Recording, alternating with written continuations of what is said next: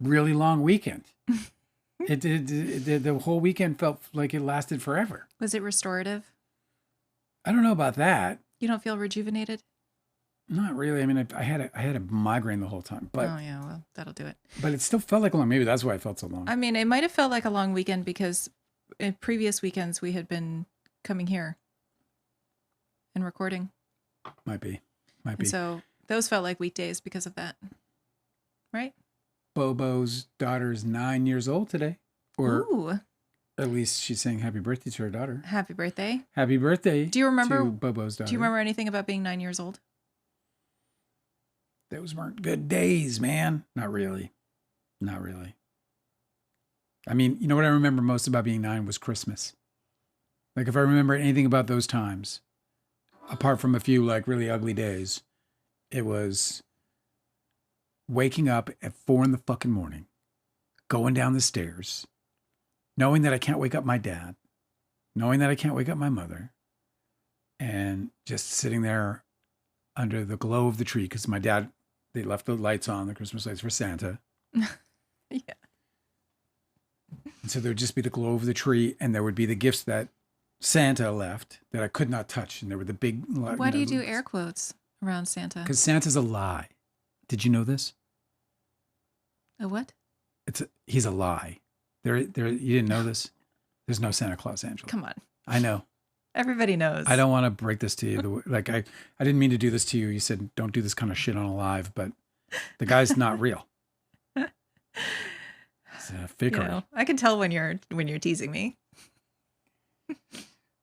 I know you're joking. We came downstairs. Or I came downstairs and I would see the glowing, Christmas lights on the tree, and there would be all the gifts that were unwrapped, and I was just insanely excited. And I wanted to touch them, but there was no touching them. My dad was very particular about making sure that the tree... What do you mean? You couldn't touch your gifts? Not until my dad woke up. No gifts were to be touched until my father had risen. Yeah. Yeah. He was Santa Claus. You gotta have New Year's rules. Did you guys have a Santa Claus? My dad was not Santa Claus. I mean, somebody who handed the gifts to everybody. One person. Did you have that? No, we didn't have like a neighborhood Santa Claus. No, I'm not saying a neighborhood Santa Claus. I'm saying in our family, Christmas morning, my dad, he was the person who distributed. Oh, you know what's really funny about that? Is that it says a lot about your dad that he wanted to do that, because that's typically, I don't know if it's like this in your culture, but everybody I knew, it was always the youngest kid who handed out, like the smallest child was the one who that makes sense then. Dispensed the treat, my dad might gifts not to have been the everybody. smallest child, but he was the childest child. Because what you do is you give the smallest kid a job to do so that they're not annoying.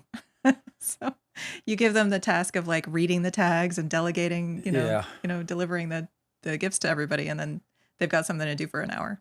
Delicate's going to Denver. No, Delicate's at the Denver airport about to go to Phoenix. She must be flying Delta. I have spent a long portion of my life at the Denver airport, and I have Wait, that's not Delta. But I have never been to Denver. Is that U.S. Air?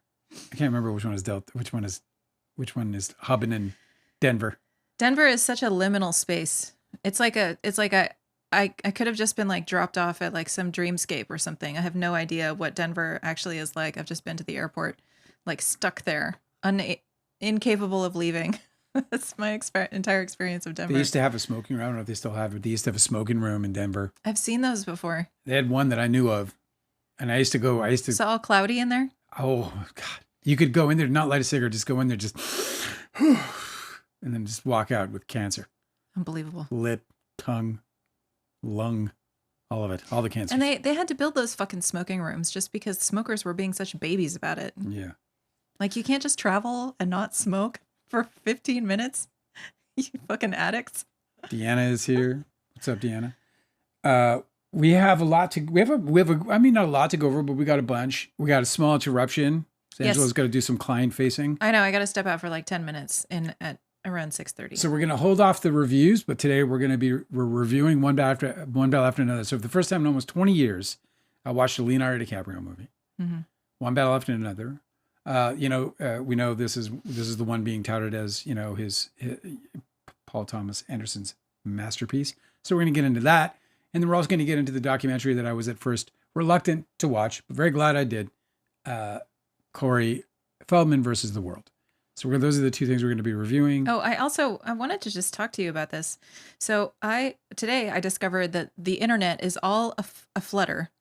A flutter? They are all abuzz. Everyone is obsessed with this new television show on HBO. Oh. Called Heated Rivalry. Yeah, we watched the first Everybody's episode. talking about it on TikTok, and it's spilling over into these other social medias that I use, and they kept talking about it like they'd name the characters and talk about how obsessed they are, but they weren't saying the show name. It was like everybody was in this like breathless, exclamations of a cult or something, and I couldn't figure out. So I had to track down what the show is called, and I finally found it, and I played it today, and I totally get it. It's on HBO. I get why everybody's obsessed with this. I also get why it's in your feed and not in mine. So listen, this is a show. I wanted to talk to you about it, Dale, because you're a filmmaker. Yeah. This is a show called Heated Rivalry. It's based on a book called Game Changers. Yeah. About a romance between hockey players, male hockey players. Okay. Yeah. And the show creator who optioned the book, he is known for a bunch of work. He's been working forever as like a child actor and everything, but he was also one of the main writers and creators of the show Letterkenny, which is also Canadian and about hockey players. Yeah, is that the comedy? It's a comedy. It's really, really great. I really Super recommend funny. if anybody is ever interested in like really fast comedy, like their joke writing is like incredible, like rapid fire. It's amazing. Yeah, they've got it. Well, this show's nothing like it, so I was really surprised to see that connection. But he was asked in an interview. Well, this series is based on a book series. Yes. Did you say that already? Yeah. Oh, okay. He was asked in an interview about the experience of making this show because it's very unique. Okay? Yeah. In its like explicit nature. I was shocked. The whole time I was like clutching the pearls. I was Hot like, gay sex. I can't believe that this is on television. It's hot gay sex. That's what it Yes. is. It's super ripped, like, hunky, gorgeous hockey players having sex. So I wanted to bring this to you because I thought it was really interesting. I wanted your filmmaker's perspective on Sure. this, okay? Yeah. This interviewer, Leslie Goldberg for The Ankler, I don't know what The Ankler is, but anyway, is asking, what does it say that a very queer and racy show like this has been able to break through at a time when there's so much anti-LGBTQ sentiment in the world? And Jacob Tierney, the show creator, said, putting queer sex on the screen in a celebratory and sexy way is not common at all. It's interesting how much people were clearly craving that kind of thing. They wanted intimacy. They wanted to see sexually alive queer people in a way that we don't in a way that we kind of self-censor and don't always do. I don't think the show is popular despite the horniness. I think it's popular because of the horniness. So then they asked, how would Heated Rivalry have been different if it were made in the US? And I think that this is fascinating. He said, we would have waited the entire season to see a kiss if it was a US production. Yeah. That's what would have happened. We definitely would not have had sex in the first episode. It would have been about a whole team. It would have been about a whole team with 20 other players and their wives and anything to dilute the essence of what this was. We had one executive tell us, what the show really needs is a female main character. Do you feel like that resonates with you? Yeah, it's hilarious. That makes sense that he would have to that he had to make it a Canadian show or else he would have just been like blocked. Yeah, I completely agree with everything so far. And then this last question that they shared on their Instagram.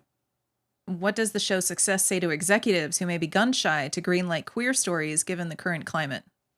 And he said the lesson is less about the queer thing than it is about if you're buying IP and ignoring the audience that made it valuable. If you're like, I'm picking up all these books and I'm going to change them. Why? Do something else.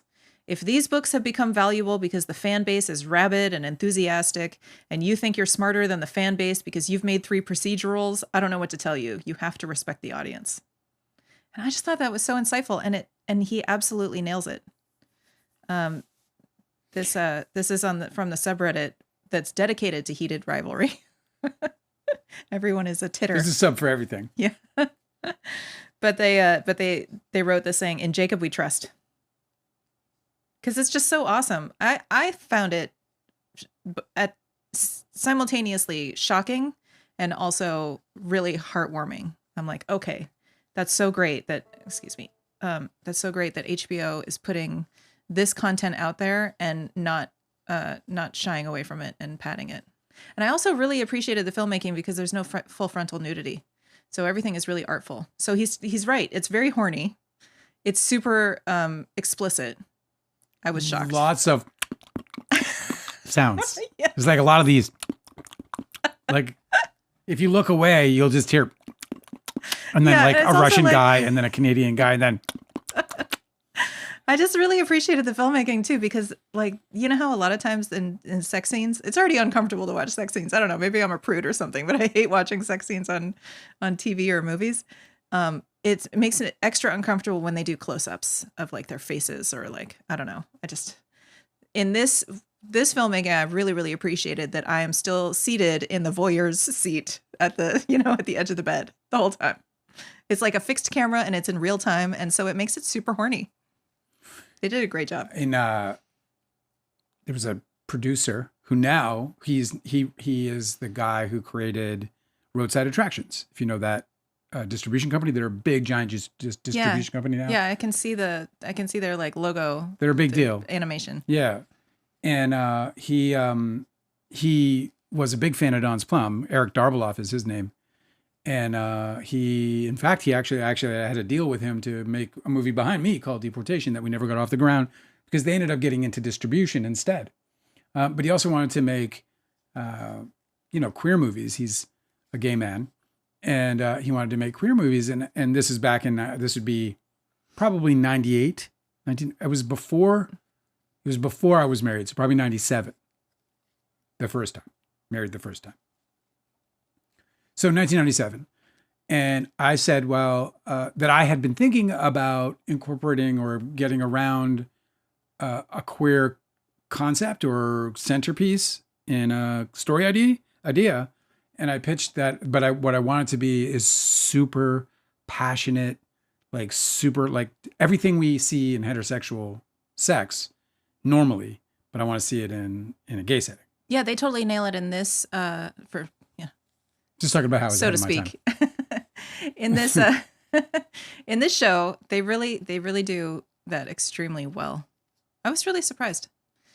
I didn't expect it, but now I know why everybody's talking about it. Yeah, so we're going to watch the whole show. Obviously, we watched the first episode. Well, why wouldn't we? Well, I just wanted to see the pilots, just see what everybody was. Oh, I thought you would want to watch the whole show. I'm so surprised. Did you not want to? We're having a family discussion here. No, we can. I didn't want to assume. A lot of times, Dale, you're very you're so agreeable, and you'll often go along with the things that I want to do, regardless of whether you want to do them. And sometimes I worry about that, so I didn't want to presume that you were interested. Oh yeah, man. On account of you being a straight guy with other shows to watch. Oh, listen, man. I might be straight, but aren't we all a little bit gay? I guess we are.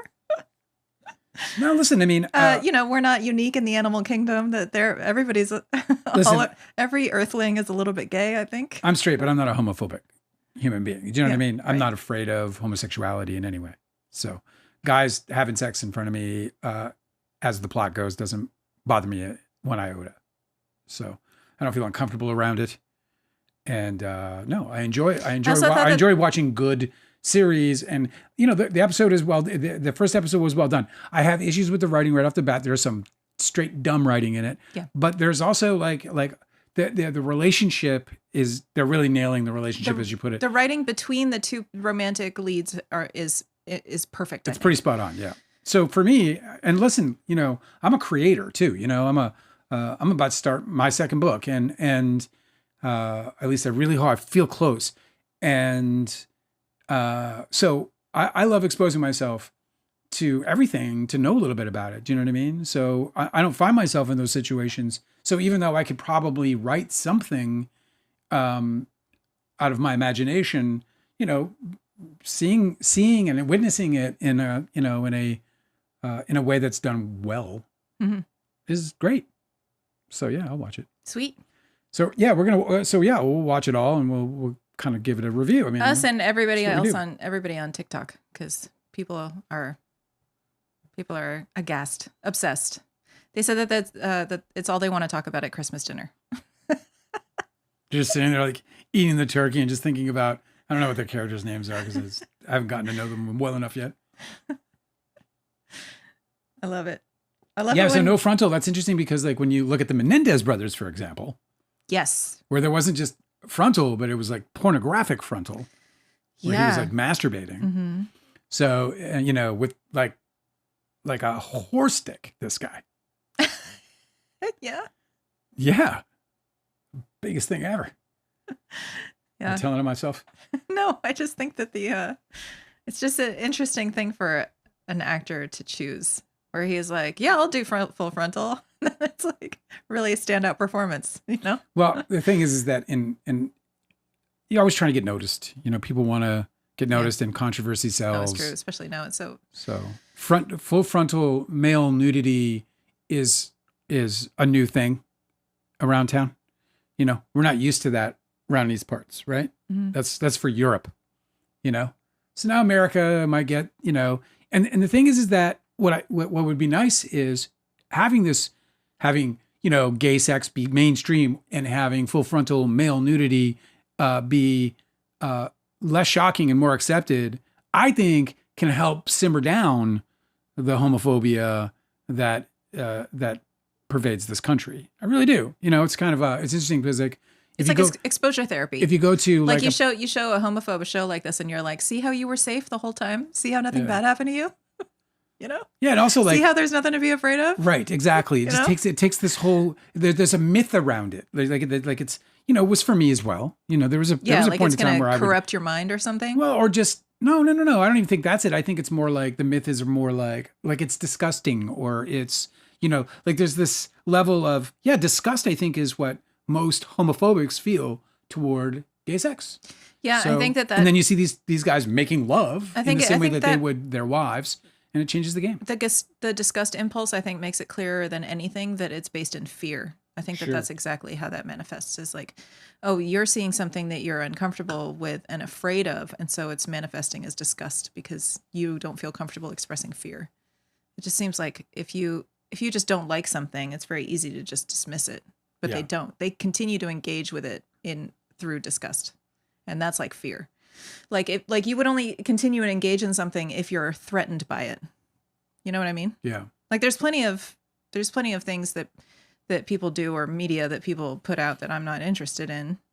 I'm not going to continue to engage with it, but I would if I was afraid of it. If it like you jump in head first, triggered like, me. What's bothering me about this? Or like you like to keep your enemies closer. So like you're like, okay, well, I'm going to obsess about this because I'm actually threatened by it. It shows very clearly when they're disgusted and they want to keep talking about something that you're like, there's more to that. I'm not expecting a lot of new people tonight. Speaking of, I'm not expecting a lot of new people tonight because in a very rare thumbnail, Erika Kirk is our lead. But I can't get over, first of all, I think it's well traveled all over the internet. Her evil gaze, stop gaze, which is I have no idea what she's attempting to do and why she's not. She doesn't understand that she looks absolutely crazy. Like, what is that? Okay, so like I've, maybe in the few times I've attempted acting, I'm very aware that I'm doing it badly. Well, that's good. I don't know. Most people aren't actually. I don't know why. What character is she trying to play? And then why is she so unaware that she's doing it so clumsily? Yeah. Well, she's had they had two major slips this weekend. Nicki Minaj was in an interview with her, and Nicki Minaj called J.D. Vance like the great assassin or something, or the assassin. Just called him the assassin. Yeah. And then caught herself and could not speak. She could not utter a rapper. That was the part that was really astonishing to me. I was like, okay, she has been a rapper for 20 years. Yeah. And she's been a rapid fire rap. Like her whole rapping style is like quick wit. Like whipping it. Yes. But she was silent. And she could not think of something to say, which means that she was either embarrassed because she chose a word that's obviously very inappropriate. Yeah. Or she spoke something. It was like a Freudian slip, Freudian slip was all about like you're divulging the truth that you're trying to conceal, that your mind is going to, a lot of people who do body language analysis when they're trying to detect if somebody's lying. They know that like lying is uncomfortable to our psyche, that our personalities like would prefer to always be telling the truth. So we'll do these little slips, like we'll like, Duper's delight, like little twitch of your lip or something. Yeah. I just feel like it could have been that she actually knows what's up, or at least believes that she knows Conspiracy what's up, theories and abound. that she spoke freely. Yeah. Well, I'll tell you what's interesting about all this. And we this show, obviously, with this case, we've been talking a lot about public relations. And like, dude, I looked this girl up because I'm going to go get her picture for the thumbnail. And you know what's the biggest criticism of Erika Kirk right now that you know of? What's the biggest criticism of her? That she's supposed to be grieving, and she looks like she's showing up at a WWE fight every day, that she shows up at these, like she's on like a tour every single day instead of like comforting her grieving children. Nobody's expecting her to be like wailing underneath a black veil for the rest of her life, but it's very, very super fucking strange that she is behaving the way that she is. If you go to Google and you type Erika Kirk, right? And so the big criticism is right. The biggest criticism right now is that she is just, where's the grieving? She went on tour as soon as her husband was assassinated in public. It's so weird. It's like, okay, like everybody grieves differently. Like, fine, maybe she's just trying to distract herself. Like, that's reasonable. But there's nothing fucking normal about the way that she's behaving. If you do a search on Erika Kirk, okay, and you click over and you do images, all I see is crying. It's like every row has her crying. It's crying all over it. Crying Erika. All over. That's the work of public relations, man. Like the images that they're trying to put out on her. When I do an image search on Erika Kirk, I get loads of crying. There's like, there's plenty of her smiling or somewhat smiling, but almost all of it is just tears. The one thing that people are complaining about that's absent from this woman is tears. I just find it really interesting that what we're actually seeing in terms of the algorithm is tears. Yeah, she's a gazillionaire too, so she can definitely manipulate this. Oh, they do for sure.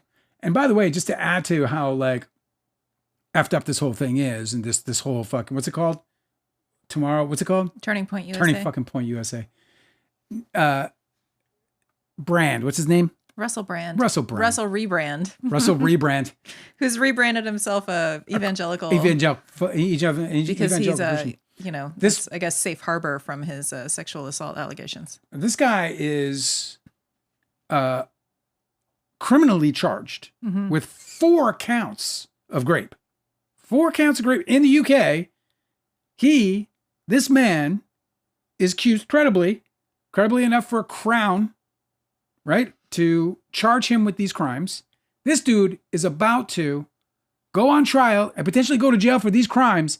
And Turning Point USA is putting that fucker on the stage. Yeah. Because he's this fucking, born again Christian now. Well, it's because they're trying to appeal to young people, and he's got a podcast. Can you believe what? It's just that it's right in front of you, know? It's just like, this is, so like if you're a Christian, how you can't be like absolutely outraged that your religion, your faith is being like, this is antichrist stuff. I think a lot of the people who enjoyed what Turning Point USA did under Charlie Kirk are bounced. They're out of there. Wow. There's no way that crowd is going for what is happening now. Dude, she uses pyrotechnics to come out on stage.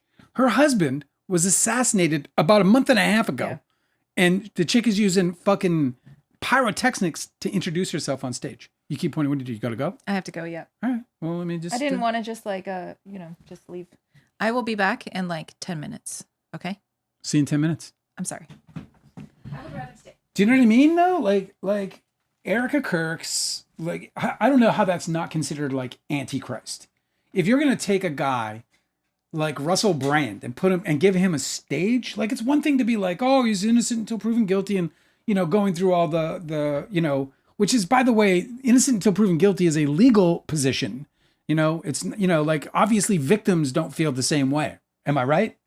So I just found it like, I mean, antithetical to anything Christian, yet this is what they're based on. They sit there and they talk about the Lord this, the Lord that, and then they put Russell Brand on stage. They put Donald Trump on the stage.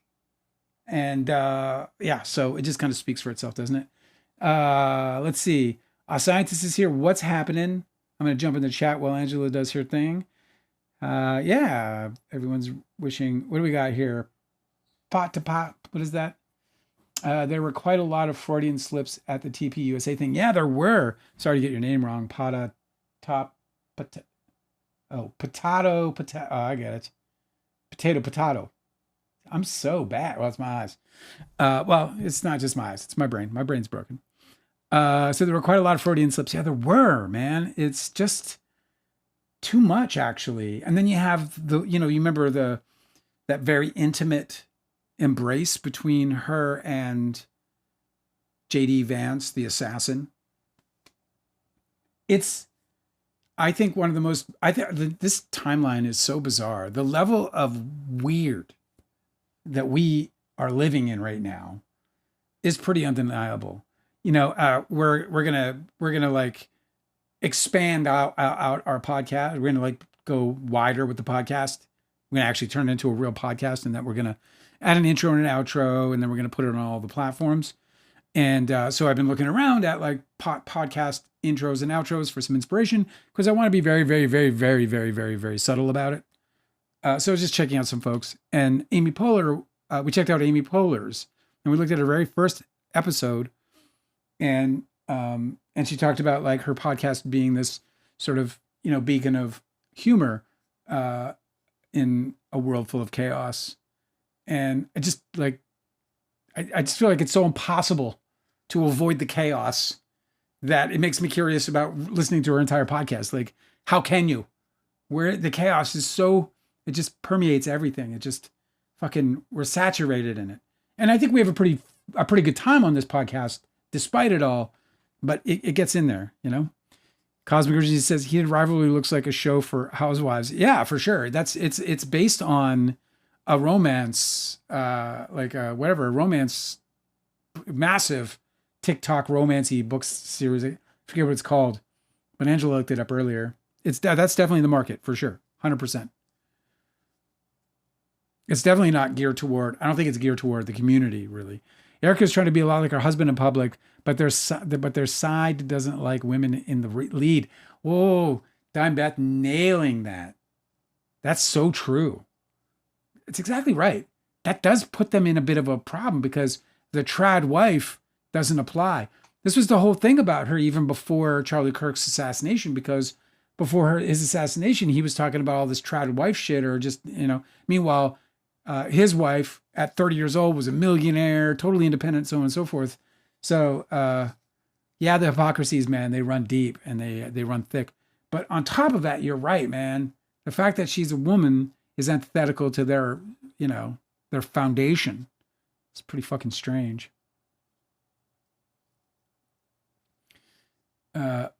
Potato says that it's confirmed that becoming a conservative reduces the vocabulary. Well, I don't know what my excuse is then.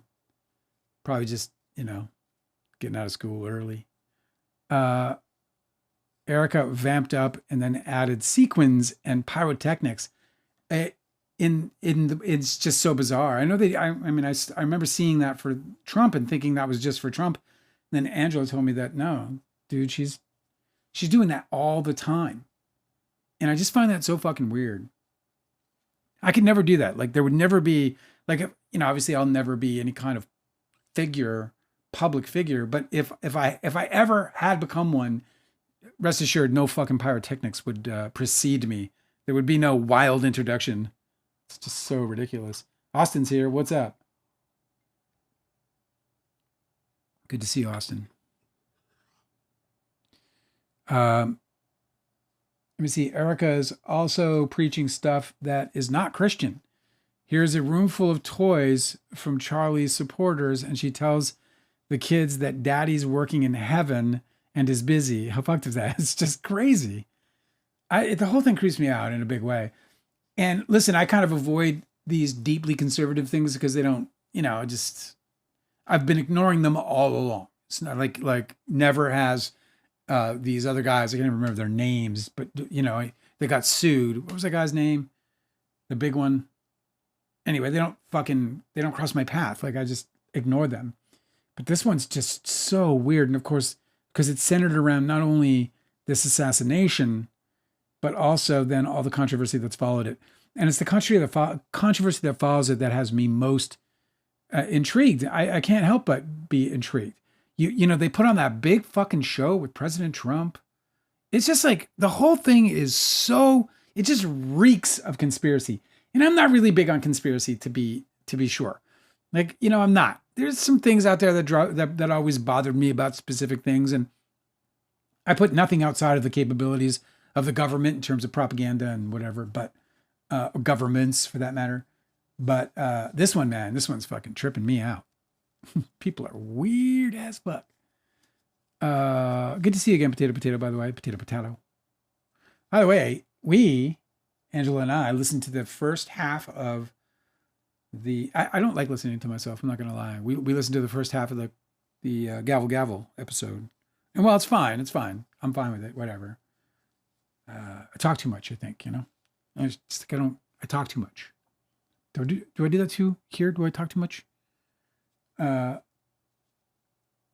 Anyway, it's interesting. I like those guys a lot. Those two they're cool, man. I can see why they're successful. Kind of inspirational, actually.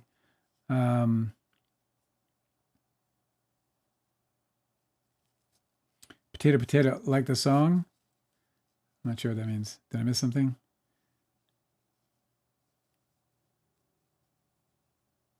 Let's call the whole thing off.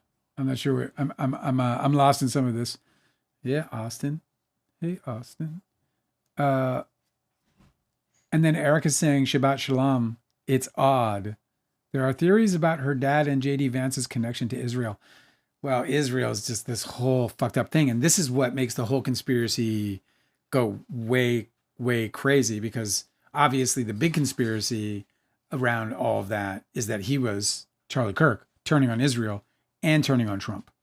And so that's why the conspiracy theorists believe, and there's so many, that Charlie Kirk was assassinated by perhaps the Israeli government or in connection with Donald Trump, because he was, again, reportedly turning on Trump. Again, I've never even, like, when Angela came in and told me that this had happened, when it happened, I was like, she was like, oh my God, you can believe it, Charlie Kirk? And I was like, who the fuck is Charlie Kirk? Like, I honestly just don't know who these fucking people are, because I have no use for them in my life. I think I'm exposed to people like Megyn Kelly. I think she was on so some of the Fox personalities I know, because they were so, first of all, I watch football and I'm an NFC team, so I watch Fox Sports. I get a lot of Fox overlap there. I never watch any of their programming, but the commercials, so on and so forth. Obviously, we also heard a lot about Fox from Donald Trump with Hannity. And I also remember way back when, like, wasn't it like Tucker was with some guy? I remember this, and it was like on a different network. So all those guys were kind of like exposed way back when, or began being exposed way back then. Stacy's here. What's happening? What's going on? Okay. Erika saying Shabbat. But then again, she thinks she is going to be assassinated. Does she, though? This is what I'm saying. Does she, though? Like, I'm very curious about what really happened to Mr. Kirk. I am more than willing to believe that it is not what they tell us it is. And I say that only because of the rally that has come afterward. And it was so interesting because it was like Charlie Kirk, was turning on Trump, turning on Israel. He was the voice of Turning Point, obviously. And then to have that assassination occur, and then Donald Trump sweep in and Erika Kirk just like lap it all up, is very fucking weird. And then, of course, the big rallying of the troops, if you will.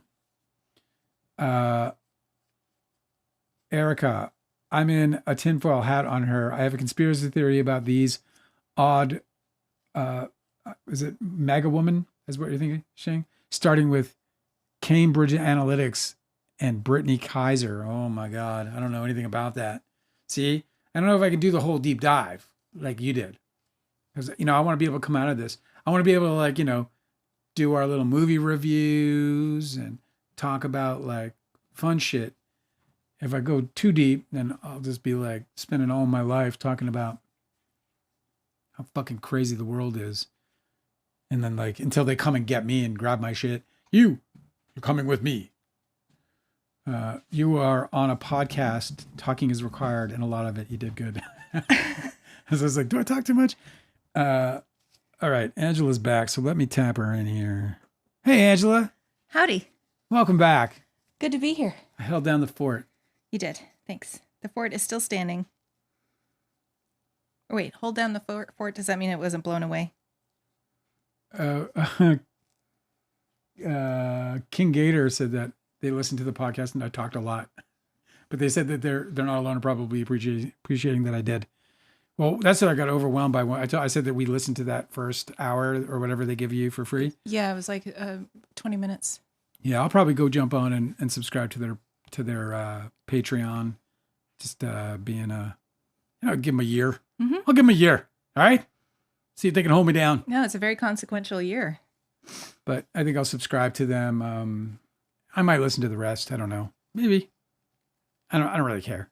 I'm going to. Oh, you are? Yes, I want to know. Well, I want to know how awesome you you're sound. a fan, They so. made you sound so awesome. You sounded awesome. I was here when you were doing the interview, and I was like, "Oh, you said that perfectly." Like every 5 minutes, I was like, "You fucking nailed that."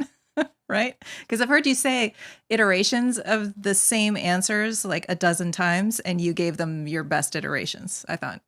And then when the way that they edited it, they really tightened everything up so perfectly. Yeah. They're really skilled. It was great. I was very happy. So yeah, I want to hear the rest. Want to hear something fun from Stacy? Yes. She watched Death by Lightning after our review and loved it. Oh, yeah. It was so great. I'm so glad you did. Yeah, man, we loved it. We just loved it. I'm telling you, watch that show dominate next year's Emmys, next year's Globes. Stacey, I want to know, did you also totally like fangirl over Matthew McFadden? McFadden? McFadden? Yeah. Yes, the villain. He was so great. Honestly, just one of the best television performances ever. I mean, it goes right in there for me. Just it's just so high level. Mm-hmm. But really, I say that about both of them. I think Michael Shannon completely, I mean, he went to another level as an actor. I don't think he's ever been that good in anything in his life that I have seen. And he's been damn good in a lot of things, bro. He went all the way to like Dan Day. What's really amazing on the topic of Death by Lightning, which is the series about Grover Garfield, is that his name? Garfield. What's his first name? Is it Grover? No. President. Grover Cleveland. President. Anyway, so he was shot, but he did not die from a bullet. Hey, spoilers! He died because they mishandled his treatment. Well, that is a spoiler. You got to settle down here. Just settle the fuck down. What the fuck are you doing? No, I had to look it up though. And there's been a bunch of people, he's like a huge historical figure. And so there's a bunch of people who have been like, they've totally investigated and done a bunch of historical documentation on the assassin and him and everything that happened. And it's just like all really well cataloged by a bunch of different authors. But I thought Death by Lightning was such a great adaptation of the story. I should say that I have so much to say about One Battle After Another, but my review cannot be spoiler free. So if you haven't seen these films, I'm spoiling everything tonight. I'm gonna need you to calm down. I can't hold back. You got to chill out a little bit. Like you got to chill out a little. Well, bit. I would have to edit you can't my be a good review. reviewer if you're gonna knock spoilers out of the park. I think that if you warn people about spoilers, it's okay to do spoilers. Yeah, but then it's not really a review. Because nobody would want to watch it before seeing it. I have opinions about some choices. It's not a useful review.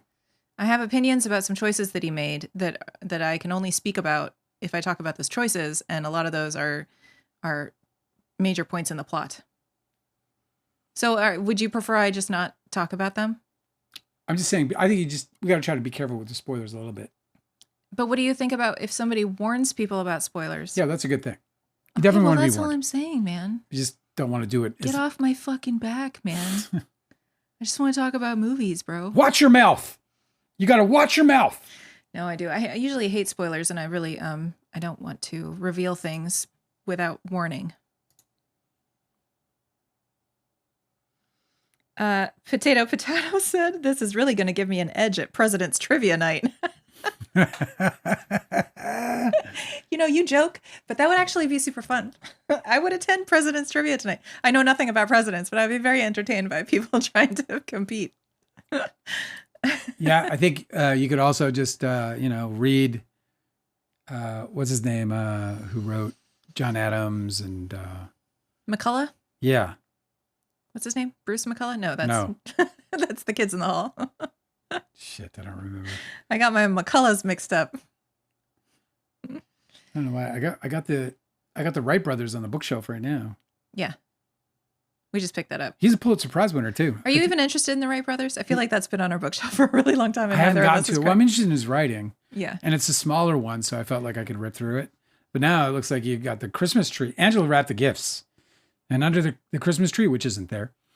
We don't have a Christmas tree. We don't have a Christmas tree. We will one year. It'll be like a Yule tree. Yeah, happy winter solstice, everyone, by the way. Oh, yeah, right. Yeah, forgot all about that. But we're in it now. Mm-hmm. Here we go. Long nights. Yeah, long nights. But oddly, no, it's actually, this is when the light starts to increase ever so slightly now because we start moving toward. We just had the longest night. Now it starts becoming incrementally shorter. We're in the dark. Oh, yeah. We're in the dark. But what makes it, that's a part of the cardinal aspect of it all, because we're now in Capricorn season. My solar return. Now that the sun is in Capricorn. Sun is in Capricorn, and it'll be there until the 19th of January. You all get to be dark and moody. It will pass over the top of my head on my birthday at some point next month. So that's exciting. All right. What were you talking about? You were Before talking you arrived? about, no, you were talking about presents. Wrapped presents. I have lots of books. I was just saying I've got lots of books now because I saw the presents under the tree and I shook a couple of them and they all sounded like books. When you shake them, they sound just like books. Every single, it's so funny. You could tell that we're like a house of readers because all of the presents are wrapped, but they look exactly the same. They look like they just belong on a shelf. Yeah, they're all stacked. They're all the same size. There's more books. We get books every year. I still have 2 books from last year that I have not yet read. So, well, one of them is because you bought me a trilogy. You bought the Border trilogy. Yeah, it's a big hunking book. And that's a big hunker. And That thing's like 2,000 pages. I didn't get through the third book. The first 2 were fucking amazing, Cormac McCarthy, but I had to take a break. I needed to pump the brakes. Mm-hmm. And then I thought about everybody else. And I was like, and then I looked it up. And like, motherfuckers have waited years for the second and third ones. You know what I'm saying? And I'm like, hey man, maybe I'll just take a break. Like everyone else had to back in the day. No, I know. I read the Game of Thrones series after so many other people had. They had to wait for the next installment, and I just read them all together. And then I was like, oh, I got to make sure I get this done real quick before the last book in the series gets released. And that was like 10 years ago. It was. And so now, once the last book gets finally released, if he ever does it before he passes away of old age, I'm going to have to reread them all because I've forgotten it. That's what I'm saying. Like, I read the first one, which was perfectly memorable. Like, I remember it so well. But I also did see the HBO series, which was a really fine adaptation of the first book, I thought. The first season and the first book, delish. Really great adaptation. Even though I watched a few more seasons, I don't really remember them. But I did not continue. I won't get into why, you traitor. You should.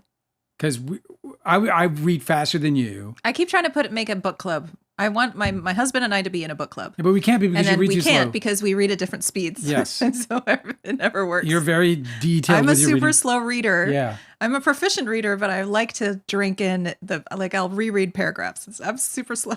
I don't progress very fast. So we start reading at the same time and I blast through mine in sort of, and I'm not that fast of a reader. It's just Angela really is a slow reader. And I like it that way. Yeah. And so then anyway, I get to the end of the book and then Angela says, you can't go until I catch up. She would not allow me to continue. So I put that book down and I started another book. Which is so stupid because obviously I'm not the boss of you. You relented. You're like Baldoni. You're like, yeah, I gave her everything she asked for, but it's her fault. Women. So then I'm reading other books and I'm in the middle of probably A Little Life or some big ass. No, it wasn't because that was much later, but I was in the middle of some book and you were like, oh, I'm just going to go. Mm-hmm. And she did. Yeah, that's what she was like, you'll catch up to me and zoom past me. I ended up going down a whole different path and didn't read any more of them. Yeah. So well, that's okay. When he finally releases that last book, we'll both reread them. And then you'll be sorry. Yeah, we'll do some book recommendations. We should probably start incorporating books as well. I have to figure that out. You know, our little book reviews. Mm-hmm. I'm reading a doozy right now. Well, when you, if you got any books for Christmas, I'm not saying that that's what happened. I don't know. I'm not saying. I shook them. I know I can. They felt like they're not puzzles. Not jigsaw puzzles. No jigsaw puzzles. Loosely packed. If you get any books for Christmas, maybe we can talk about them on the live because there'll be recommendations from the books that you received are recommendations from me, definitely. And if I receive any books, they're recommendations from you, right? Yes. So there you have it. All right, let's get into it. So first of all, let's start with Corey Feldman. Do you want to start with that? And then we'll get to that. Okay, so Corey Feldman, so first of all, what I didn't know when we first talked about this, when the story broke and he had made these claims about Haim, or allegedly made these claims about Haim, and this being out of this documentary called Corey Feldman versus the World. What I didn't know at that time was that this was not a sanctioned autobiographical documentary on Corey Feldman, but rather somebody who had access to Corey Feldman during his whatever Angels tour, his highly exploitive of women tour that he did, where he had the all women scantily clad in angel costumes, playing his band while he tried to look like Michael Jackson. And so I don't know the legalities around the footage, but here's what it appears to be, just based on the documentary itself, is that it appears that Corey thought he was going to blow up. He was going to go on this massive national tour, like whatever 36 city tour or whatever the fuck it was. And that, Corey Feldman was going to blow up because he had made this project that he'd worked on for 4 years or some shit. And he got a documentarian, or he got a videographer to come down and start shooting. And this videographer was like, yeah, dude, I'll shoot the shit out of this. And my guess is that Corey Feldman didn't pay the bill. Oh. Because this person released that's like the Diddy documentary. That 50 Cent got all this footage that Diddy had commissioned. And didn't pay for. But he didn't pay. And I think that's a guess on my part, but I think it's a fair guess because the documentary is otherwise fully participated in by Corey Feldman and all the members of the band, including the ones that leave and the ones that and the new ones that replace them. So let me just say, to start off, this is a fucking excellent documentary. Like, in my opinion, Corey Feldman versus the World is an excellent documentary. We spent $5 on it, and we rented it, and zero regrets. And you were surprised, right? I was totally surprised. Did not expect to have such a good time. Let me get the director's name because she's due her accolade. But she did just an amazing job, in my opinion. Not amazing, but just a great job. Solid documentary skills, excellent storytelling. What was really great about the documentary, and I think probably the most unnerving for Corey Feldman, is how true and authentic to the form it felt. The form of documentary, you're supposed to be in the fly on the wall, the objective observer, and it felt like an objective observer. The cut didn't feel like it was forced in any way to try and create any kind of narrative, but rather unfold the story before the documentarian's eyes. But the edit was so clever in that it would show how foolish they sound when they're making a point about something, but without any of the director's commentary. You know what I mean? Like they're really rubbing their nose in it just from the edit. That's probably, he would probably claim that it made him look bad, but it was just himself and his friends, Well, he definitely does not like this documentary, but for the fact that I think he is quite clearly in love with himself. I can't go as far as to diagnose the fella, but I can say that he undoubtedly adores himself. So he might on that level, like want it to succeed just so that he can know that that he's relevant to people, to continue his relevance. Her name is Marcy Hume, by the way. Marcy Hume. Marcy Hume. I was really, I thought it was really eye-opening how there's so much in the documentary that interviews each one of his band members, right? Yeah. Because he's done such a good job of kind of sidelining them and making them look ridiculous in costumes that you kind of forget that these people have identities. But the documentarian made sure that came through. Yeah. And each one of these people has a story to tell about their involvement, right? Yeah. Like Corey Feldman did a whole lot of like resenting that people made it seem like these women were just props. And he made a point that he was actually empowering these women. Having an all-girl band made him like somewhat of this like feminist figure. Yeah. But he never ever attempted to have them be anything other than like silent props. These women were tools and toys. Yeah, and I don't know why I didn't expect for that to not change. I was like, for some reason, I was very surprised, and I shouldn't have been, to hear their side of the story. And they tell a much more elaborate picture of what's actually going on than he does, because like you said, like Corey Feldman loves himself, but it's more than that. I think that he has some sort of like dysfunctional thinking, in that he isn't really aware of how other people are perceiving anything whatsoever, and he is constantly being wounded by other people and their perception of him. It is so aptly titled. Like Corey Feldman versus the World couldn't be a better title for this documentary. It is, for me, an absolute must-see, especially if if Corey Feldman was any part of your life as far as his work.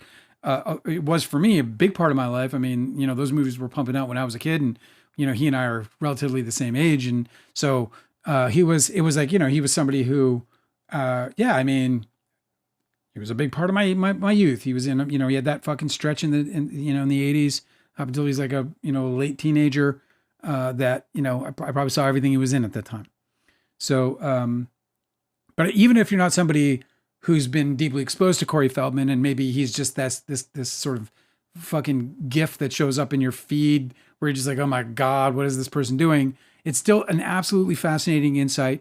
But one thing I'll say about this documentary that I found kind of both fascinating, and I guess would be like the one minus on the documentary, but it's not going to get any deductions for this, because it's a plus in terms of the quality of filmmaking and the achievement of filmmaking. But to me, what I witnessed was that Corey Feldman is an exhausting human being to be around. He's one of those people who sucks from everybody, their life. He's an energy vampire. He's a succubus of, he's obviously a male, but he's a vampire. He's a vampire. Yeah, it's true. And at the end of the movie, I kind of felt like, fuck, like it would be like an afternoon with this guy. Do you know? Yeah, like there's a part where his partner sort of breaks down and crying, and it's so clear to see that she's just exhausted by the fact that he's constantly needing to be comforted all the time about everything. Big moment, actually. There was there's one part where everybody, his bandmates, simply want to go out to eat, and he is telling them they have to stay on the bus instead of just saying, "Oh, let's all go out to eat." That's not okay with him because he has to control everything. Yeah. And so he just makes it such a problem. He invents problems throughout this whole thing to be resentful at others for. And then he expects his partner, his romantic partner, to console him, which constantly happens. And he gets this hangdog expression. It makes everybody around him miserable. And I was just like, oh man, okay. So this is why this guy is the most active person ever. He's the most ambitious kid ever. And he never gets anything done. This is why. Because nobody wants to hang around that kind of energy. Nobody wants to be around somebody who's just like, so fucking like upset all the time. Yeah, well, listen, this movie has 38 ratings on IMDb total. Like nobody is watching this movie, and it's a kick-ass little movie, man. Yeah, it's really good. The 38 that have seen it give it an 8.4 out of 10, and I'm sure it won't hold up to that level throughout its life. But this is a fucking good little movie. And I can't wait till it gets streaming distribution, because I can understand why people are looking at it on its face and being, I'm not going to drop a nickel on this thing. I got better things to do than to spend money on that. I got all these streaming services. I'm going to watch something on there, as opposed to like shelling out for it. I was so happy to shell out for it, and I can't wait till it gets to streaming so that everyone will get a look at this thing. But I want to address, if I may, before I give it my actual score, the controversial moment that they kind of did the marketing around, which is that he said that he was molested by Corey Haim. He came out since then, did Corey Feldman, saying that he never said that, or that that wasn't what he meant in terms of his statement. It is plainly obvious that he did. It was in like true to the title, Corey Feldman versus the world. Yeah. He's Corey Feldman, the biggest victim you've ever met in your life. And he spoke about this with Corey Haim as a victim. He did not speak about this thing as Corey Haim as like saying like, so basically I was molested by Corey Haim, like that statement. Like, you could see that coming out of somebody's mouth who like say might be reminiscing about two boys experimenting when they're 12 or whatever it is, or 13 years old, right? In Hollywood and whatever. And they're like, yeah, no. He was like assessed, because he wants to paint this picture of him being kind of a pesky dude, a pest. So, yeah. So, my immediate kind of fucking take on that was like, oh, okay. So he probably was just like, yeah, dude. So basically, fucking, I was molested by Corey Haim, like kind of almost like a joke or off the, just rolling it off the shoulder, like nothing meaningful. But he spoke about it in the same way that I would speak about actually being molested by the men who got me. Do you know what I mean? Like impactfully. And I don't believe it at all. You don't believe Corey Feldman? No, I don't believe Corey Feldman. I don't actually believe anything that comes out of his mouth now. Yeah, the scenario that he describes doesn't seem at all like he is like the crime he's framing it as. Oh, Haneda had to split. Oh. She's got a class starting. Good luck in class. Good luck in class. See you soon. Do you miss class? Well, which one? No, just like going to class. Like, okay, time to learn. I miss Time to put my thinking cap on. I miss jujitsu. I miss some classes. Corey Feldman versus the world. I'm giving it. I'm going to give it like. I have to give it 4.5. Ooh, I wanted to give it like it. I'm rounding it up. Like I probably wouldn't give it it's probably a little less than 4.5, but I don't feel like 4.25. Like a 4 is an adequate score for this. We don't do quarters. We don't do quarters. We don't do quarters here. It's 4.5. Tiny Pineapples, man. She hits the pacing. I'm engaged the whole time. It's not necessarily a short documentary, but it's thorough. It's well made. It's got an arc to it. I felt complete at the end of it. I got a whole experience out of it. Nothing hanging, nothing left that wasn't fully explained by the documentary itself. So just an A+ effort for her, Miss Marcy Hume. 4.5 Tiny Apples for me. I give it 4 tiny pineapples. Excellent. Just the amount of footage that she got and how she managed to select the clips of them, just like there must have been so much footage of them just like muttering and just talking absolute nonsense. And she found some of those clips and actually turned them into story. It was so skilled. Yeah. To follow somebody around that much, somebody like Corey Feldman who's always talking. It must have just been a massive undertaking to edit this thing, and she did it wonderfully. Absolutely. Like this filmmaker loves the craft, because she went through it. Mm-hmm. There was no money in there. There was no money in that doc. Sure. That guy, she was slinging that camera on her shoulder, and there was no money, man. She was just making it work. Did an amazing job. Really, really excited for her. Excited to see more things by her. She's got 4 or 5 credits. I want to check them out. Sweet. She's that good of a director. So excited for her and definitely highly recommend it. Next, 20. Well, what has it been? When was that? 2000. It's been 20 years in the making. 20 years since I have watched a Leonardo DiCaprio movie. I could not. And why would you say that is? Because Leonardo DiCaprio is one of my deepest, most psychological wounds. Because Leonardo DiCaprio is my nemesis, my absolute nemesis on this planet. Yeah, him and Toby. I know it's tossed between him and Toby, right? But they're bros. So I just bundle them up and wrap them all up like a fucking whack of sage. Fucking light that shit on fire and stink up the room. So was it difficult to watch a film with DiCaprio? There were times when it was extremely difficult for me. Yeah, there were times when just to get the personal side out of the way right away. There were times when. Well, here's the thing about this performance by Leonardo DiCaprio. This is the closest I've ever seen him to himself as I knew him in the 90s in a performance, I think probably ever. Like Derek is further from Leonardo DiCaprio than this character was. Interesting. in my opinion. Derek from Don's Plum. Derek from Don's Plum. I don't know Leo today. I don't know him from, anybody. But you're saying he's probably like this but guy. from the guy I knew, that was like on display like throughout the whole thing. So it was a little uncomfortable. It was also, it just happens to also be the very likable side of DiCaprio. Mm-hmm. For me, it was, so just like certain charm and a little bit of like, dumb dog, kind of like, what? I didn't see that. Anyway, so on a personal note, it was difficult at times because it was the DiCaprio that I actually really enjoyed as a friend. And it was really, so I'll say this about that also about his performance. So is it a good performance? It is. There's no stretch going on here whatsoever. So like, I don't know how he could be getting any kind of Oscar buzz for it. I agree. It's a little shocking to me. Like, I don't know why anybody would talk about, like, he's nominated. Like, my guess is that, he's not going to win the Golden Globe if he's up against a performance that's even slightly, I don't want to say better, but slightly more distinguished. Do you know? Like, if this Marty performance by Chalamet turns out to be, this like real character, versus what DiCaprio gave us, which was just like an honest performance. It was a good and honest performance. But so I'll go and then I'll let you go because you've got more to say. So you want to do it that way? Yeah. Okay.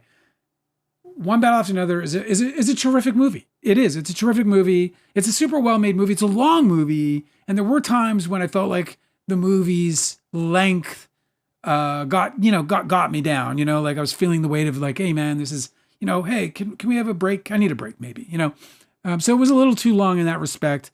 But overall, that was a delightfully well-made movie. I felt like the writing was, for the most part, pretty strong.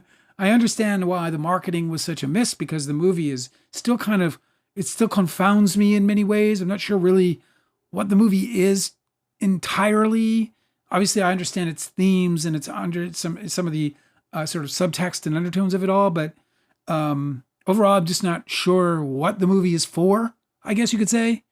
And what do you mean by that? Like, what is it trying to say? Or like, yeah, I mean, there's that, but also, do you mean like what genre it is? Like, what do you mean? It doesn't. Yeah, it's a movie that I think struggles to understand what it is. Do you know what I mean? Like they marketed it as a comedy, but was it a comedy? Do you know what I mean? And then like, if it's not a comedy, is it a drama? And always, it's a dramedy, like, oof, that's a stretch too. It's a weird movie for me in this way. I don't think that this movie has like a really defined place. Like, for example, There Will Be Blood. There Will Be Blood? Yeah. There Will Be Blood is like, I know what that movie is about. I understand the heart and soul of that movie. I understand the movement of that protagonist all the way to his very last incredible line in the movie, right? Like, I understood that and I went through that ride, whether it was the relationship with his son early, then the relationship with his son later, so on and so forth. Do you know what I mean? Like the whole entire, and then of course the relationship with the Dano character. So like that whole thing, what to me was extremely relatable. I could empathize with the characters easily. I was just deeply connected to all of them. And I was saying this movie had a hard time connecting really to any of the characters. I enjoyed watching them, but I felt more like I was watching something as opposed to being in it, experiencing it. I didn't find myself emotionally moved at any point in the movie. I recall several times appreciating a lot about the movie, but I also found some of the things I appreciating coming back to haunt me in different ways. Like I, at one point, would really love the score, and then I found the score entirely in my face. And so there's just like these like weird moments in that way where he would like kind of take me out of the movie in that way and then put me right back in with some really great underlying score tones or whatever. So look, overall, I think it's a really great movie. I want to watch what's it called? Phantom Thread. I want to watch Phantom Thread by Paul Thomas Anderson. And then I'm going to do, I hope you'll join me or like agree to Oh it. yeah, man. He's like, I want to rank all of his movies. Yeah, he's one of my favorite directors, so I definitely have like strong opinions about his. But I can tell you whole right now, career, emphatically, that One Battle After Another is not on my list P.T. Anderson's best film he ever made. I'll tell you right now, it's not his second best film he's ever made. And I truly don't get the accolades this movie is getting. They're calling it like a generational masterpiece, and I just don't see any of that. And in fact, if that's what it is, if this is a generational masterpiece, then I feel like filmmaking is taking a step backwards, not forwards. I feel like storytelling is taking a step backwards, not forwards. If this is the seminal masterpiece of our time right now, then I think that, that's a bad sign for cinema, in my opinion. Does that mean that I don't think you should see the movie? I do think you should see the movie. I think it's a great movie. It's a romp of a ride. The performances are fucking excellent, even if DiCaprio's just playing a more closer version of himself than maybe he ever has.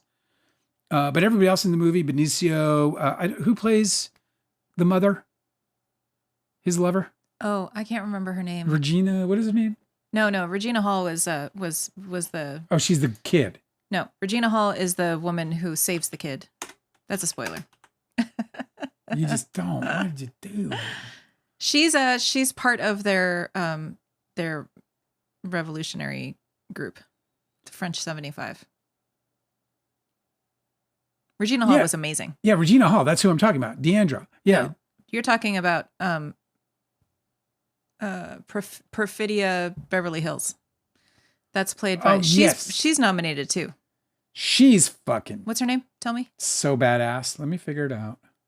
I've forgotten. Perfidia.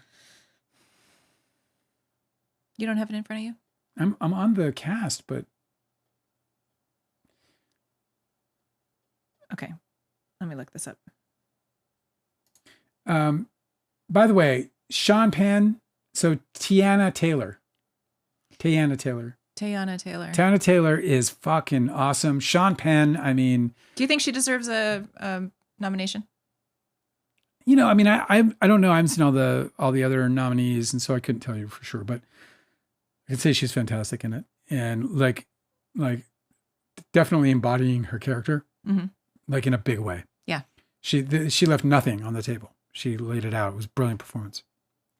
Also, she was one of the performances where I really bought into where she wasn't what she was doing. Exactly. Yeah. This is one of my biggest criticisms about DiCaprio. I felt like this, and I mean, I know that like I'm definitely like standing out on all by my lonesome on this because I just feel like he's super overrated, and I always have. Ever since Gilbert Grape, he was amazing in that, but he doesn't. He's pretty fucking great in The Departed. I'm just saying.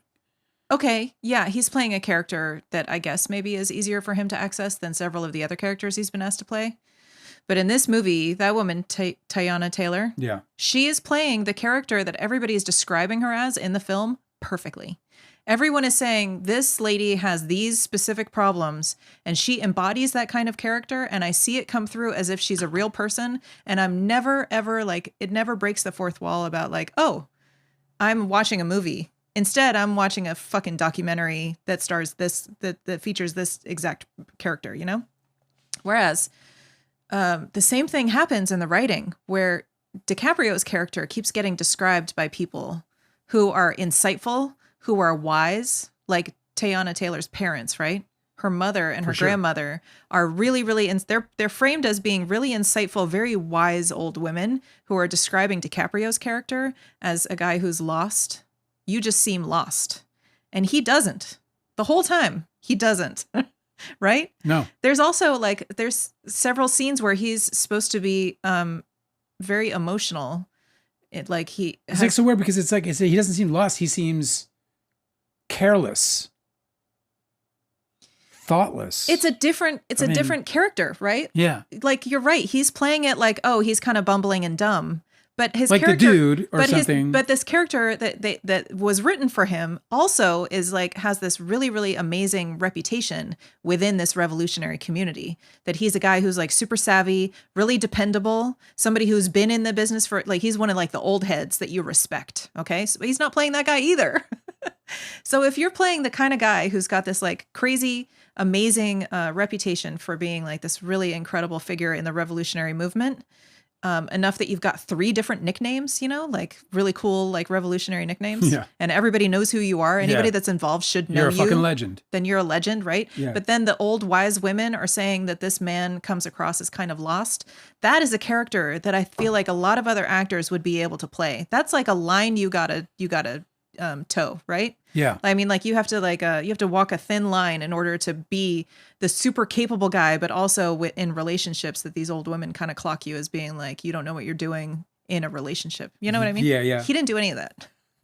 I just felt like it was just such a fucking every time I see DiCaprio get cast, I'm like, okay, well, we're gonna get DiCaprio playing DiCaprio however he wants to be that day. It's like I'm never gonna, it's like when he played fucking Hugh Glass and he didn't want to lose any weight. Like I don't think he's even really fucking trying. Yeah. There's a bunch of other actors I feel like would be able to like show me the emotional side of that character and the different layers that somebody like Teyana Taylor did effortlessly. It seems, he didn't.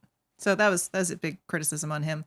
I also thought that the filmmaking choices were like really didn't fucking help a lot either. P.T. Anderson has started to he's the director of photography now for his movies. Yeah. I guess. Was he on this one too? Let me see. He makes really fucking weird choices. Whoever was in charge of this made such weird choices. Like there's a thing when you analyze film, you start to recognize. He was not. He wasn't? No, it's Michael Bowman. Okay, cool. Well, this is who I got beef with. When you start to analyze movies, and you're like a big nerd for that kind of shit, you start to learn really early that there's like that camera angle says a lot about the character that they're filming. So oftentimes if you want your character to seem larger than life, they'll set the camera lower. Like it's such a literal example. But there were so many times where he's got these characters where P.T. Anderson has these characters that are seated and everyone in the room is seated. So there's nobody who actually has like a higher viewpoint of them, but he's got the character. I mean, he has the camera like super high up. And there's two places where I felt like that was super problematic because he had the camera so high up that on really emotional scenes. So there's a scene where DiCaprio is getting emotional, hearing about his daughter succeeding as an individual in school who people are inspired by. That's fucking excellent writing. Yeah. And he breaks into some tears about it because he's a sentimental person and he loves his daughter. Perfect acting. But the fucking camera was all the way up here. Yeah. So I'm like, okay, well, I can see how DiCaprio's fucking forehead wrinkles feels about this, but I can't even see his fucking mouth or any part of his face. Weird choice. And then later it was, what was that actor that you just named? Not Teyana Taylor, but Regina Hall. Regina Hall. Oh, she has an amazing scene where she's tearful. I'm not going to spoil what scene it is. Don't. But they have the fucking camera all the way up there, and I can't because the lighting was dark, and because she, obviously was acting like someone would with her chin tucked. I literally can't see her face. It was so upsetting. So it was moments like that where I was just like, oh, this is a fucking masterpiece to some people. It's so strange. What did you think of Sean Penn? I thought Sean Penn was playing the exact same character he did in Taps, which is interesting. I always feel like it's really cool when you can decide like, oh, it'd be a cool double feature where you see Sean Penn as a young man in a military academy and then see him grown up. It's true. That would be a totally dope, double features. Do Taps and do this. Totally dope. Where in Taps, he's like a young man fighting the government in a military academy. And then as an older man, he is the government fighting the young men, Fighting fighting as the military. I thought he was amazing. I also... Really amazing. I had really big criticisms. This makes me think about another criticism I have. Did P.T. Anderson write this? Yes. He adapted it, right? Yes. It's loosely based on because it doesn't have a. It's based on Thomas it's considered Pynchon original. Novel. Okay, cool. So. Oh no, it's not. It's Thomas Pynchon is listed on here. Well, I don't know if this is in the book, but this is a movie this is a movie about how apparently Paul Thomas Anderson made a film about race fetishism. Because it's so weird, dude. But yeah. Okay, so the movie is like it's young revolutionaries versus the federal agents and the government military forces. Okay, that's the whole premise, and both sides are explicitly race fetishists. so there's this weird secret society that is like racist, but then Sean Penn has a big fetish. A race fetish. Well, he's trying to get into it. He's trying to become. He's trying to get into this like racist organization, but there's a barrier because he's. Well, we'll talk. Well, easy. Okay, I already said I was going to do spoilers, but you gotta go easy on. He has like a race fetish, but then there's also people in the revolutionary group who are race fetishes too, and they have dialogue where I'm like, what am I watching, a fucking Tarantino movie? Like, what is? It's just so weird that he had both of them being the same kind. And I was like, okay, so what is this filmmaker trying to say with this? It made me a little uncomfortable. Like, I understand if he was trying to make a point on the one side, but he also had the revolutionaries speaking this way. In the same way, I felt like when you think about like, okay, this sort of film comes out now, right? At this time. Like this film got greenlit while Trump was in office. No, it was like when he was running again. This was greenlit while Biden was in office. Okay. But it's basically talking about this really fraught time, you know, Yes. where revolutionaries that were very active and somewhat successful a couple decades ago are now in the present day and trying to be successful again in their efforts to thwart the government's, you know, raids or whatever. Okay. So we're talking about present day.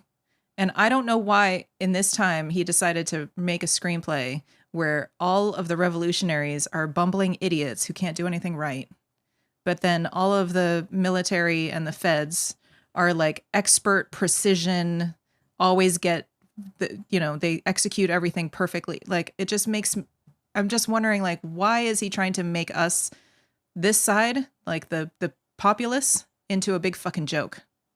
You know what I mean? Yeah. The reason why they call it a comedy is because weird. It was a weird choice. The reason they call this movie a comedy, that to me is like a worthwhile spoiler because it's just a fucking weird choice that they made to make us the dummies. Yes. And make the government the strong. I was waiting for where the comedy was, weird. and I think the reason they call this movie a comedy is because you're being asked to laugh at the revolutionaries and how they're like kind of bumbling and stupid and they make mistakes.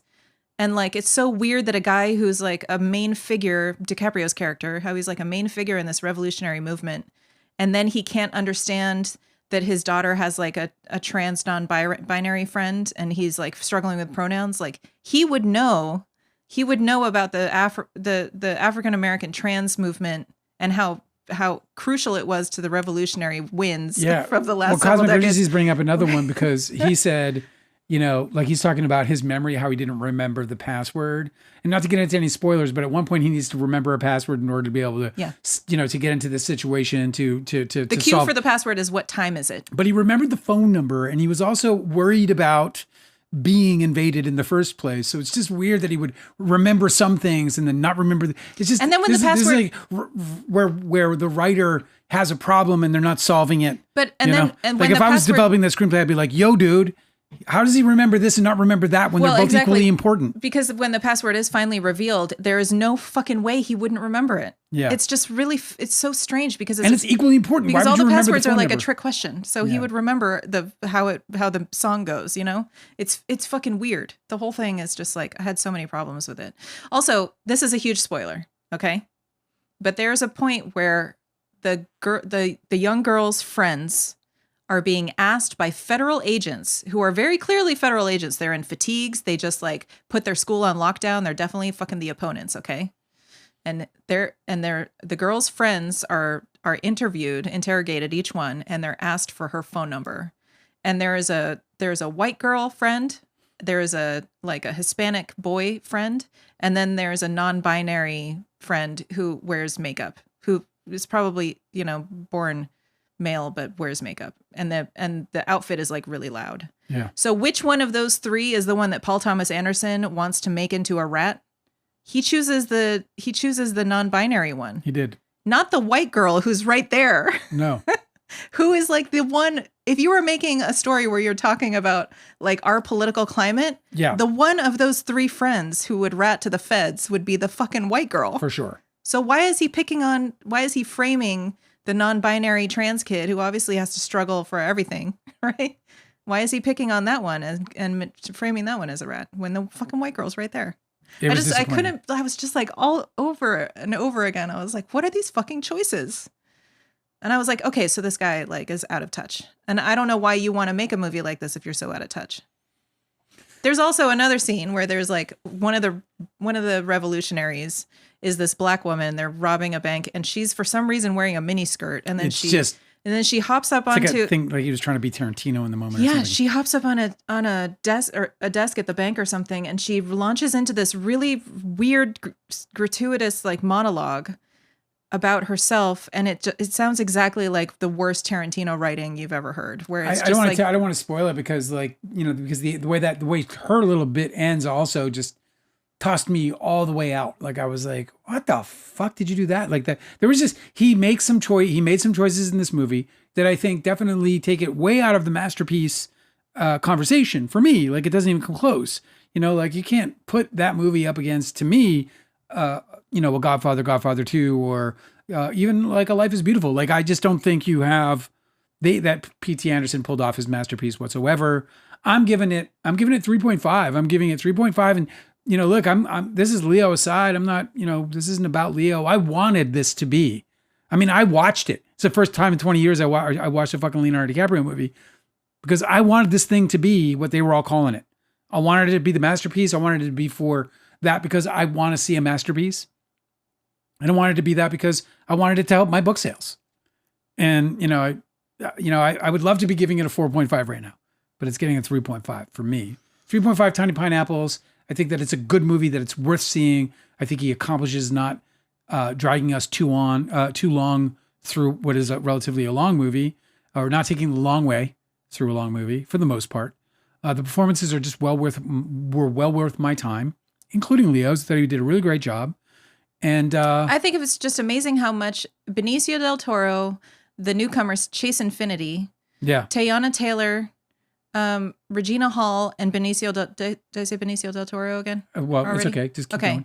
All of them completely outshined DiCaprio in this for me. But, I'm also biased because I think he's a bad person. So maybe that's why he didn't dazzle me. But I just can't believe that everybody's saying, like, this is like... Well, he's not the best in the movie, in my opinion. Not for sure. Not remotely Chase close. Infinity is really like, I can't believe... I don't know where they found her, but she is incredible. I want her to be in everything. I think Sean Penn's performance is the performance of the movie. It's just absolutely... It's just kind of perfect. The guy... How he changes his body to his character and infallibly, like you're sitting there like looking for. You're like, where's Spicoli? Yeah, where's Spicoli? Where's just let me see you fuck this up because you're gonna have to, right? Because it's too ridiculous. And then also, like his close-ups, like he understands how to work his face in ways that are so subtle, that's true, but so blatantly true. No, it's true to the emotion. Like it's just amazing. Like. Because you can see, I mean, he's making deliberate choices. These are deliberate choices, and they're just blended perfectly into his humanity. It's just absolutely a stunning performance by him. I have no opinion on the man personally, but as actors go, he's just one of the finest. I want to ask you, as a filmmaker, who is responsible for the score being like the music cues and the score being all over the fucking dialogue? Well, the director and the mixer. The director and the mixer? Mm-hmm. Okay. The sound designer. I got beef with them. I will give this all of my Tiny Pineapples, all the merits of the Tiny Pineapples go for the last like quarter of the film, last third of the film maybe, is some of the greatest like cat and mouse chase scenes that I've ever seen. Yeah, it's great. Absolutely incredible. Definitely worth a watch for the last... Up there with the Fugitive in that regard. Yeah, sure. Really, really perfect. Yeah. I was stunned. I was like, here we are. Now we're in a film made by one of my favorites. But then all of my demerits are for how the fucking music was constantly... It was like, if you want the music to be like... dripping water and clanging pipes, and then have lyrics that are like over the dialogue so you can't even hear what people are saying, then you'll love this movie. And so I just feel it's a weird thing for me because there was parts of that mix that I thought were absolutely brilliant. Like, there were times when I thought the sound design was outrageously amazing. It was so frustrating though, because then he would fucking swell this music in. Yeah, oh my God. And he would take over the whole fucking scene with it. Mm-hmm. It would fucking, he's competing with the fucking actors. Absolutely. And you're just sitting there trying to now you have to be the mixer because you can't figure it out. Mm-hmm. And he only did it like a handful of times, but it was enough times to frustrate me. Yeah. And make me go like, why? Yeah. Especially like, okay, there's one scene where they're like pulling trucks up in the darkness, and you can the cinematography is amazing. You can see everything at night really perfectly in this movie. They really nailed that. But you could hear like the gravel sounds of the trucks and the engines of the trucks. I was like, okay, that's really good source sound. Why am I getting why is there like so much music in my fucking ears? Like, I don't know why I couldn't just hear it. This is why I think that the Coen brothers are the fucking goats, because they actually let you hear the movie. Like, you can't have an immersive experience if you've got fucking music in your ears constantly. I'm not there in the scene. I'm like inside a fucking stereo. It's annoying. Anyway, I give it, I don't know, like 3, 2.5. Like, I enjoyed it, but I have so many. I think 2.5 is not enjoying it. Okay. I think 3, if it's an enjoyment, this is just for guidelines. Because it's like, if somebody said they gave 2.5 stars to my book, I'd be like, you didn't like my book. Okay. That's how I'd feel about it. 3 tiny pineapples. I'd be like, okay, you liked it, fine. 3 tiny pineapples. I'm glad that I saw it, just so that I can be a hater. I think that there are some things maybe it could be nominated for, but it's not going to, I hope it doesn't fucking sweep. If it does, it's just political. Cosmic Urgency said that he might have enjoyed, or he said, I enjoyed Eddington a little more than Battle. How do you feel about that? Me? Did you enjoy Eddington or Battle more? They're very much similarly themed movies. Yeah, if you have like 7 hours of your life to spend, it would be a really awesome double feature for sure. Which did you like the best? I definitely liked One Battle After Another more than Eddington, just because of the storytelling. I liked the story better, but I think both of them really failed to tell the story, like for our time, right? I don't need any of these filmmakers to like be the next, guiding light or anything, like I'm not asking them to be that, but like, why? In One Battle After Another, why is P.T. Anderson choosing to do, like, there's ice raids and there's people being held in captivity, and they're the object of the revolutionary forces efforts, but they're nothing more than props. We never actually get to spend any time with, they're just basically like, they might as well have been at a fucking animal hospital. I mean, animal shelter or something. Like, they're just, none of these people actually exist. So that was like, it's really frustrating. And just like with Eddington, where he was like trying to make a statement about division and conspiracies and like the diversion between like groups of people in the United States and how we can't come together.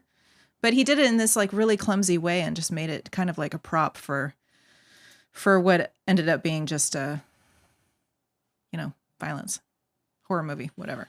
I think I preferred. It's kind of a coin toss for me on those two movies. One thing I liked about Eddington was that it goes through the lockdown, and I thought that was well captured. But it's just a plaything, though. It's like, I just feel like I don't expect anybody to make anything more serious than they wanted to, but I just feel like you can tell how far apart from the actual front lines these filmmakers are, because they're talking about things just as they're, what do they call them in filmmaking? Like set pieces?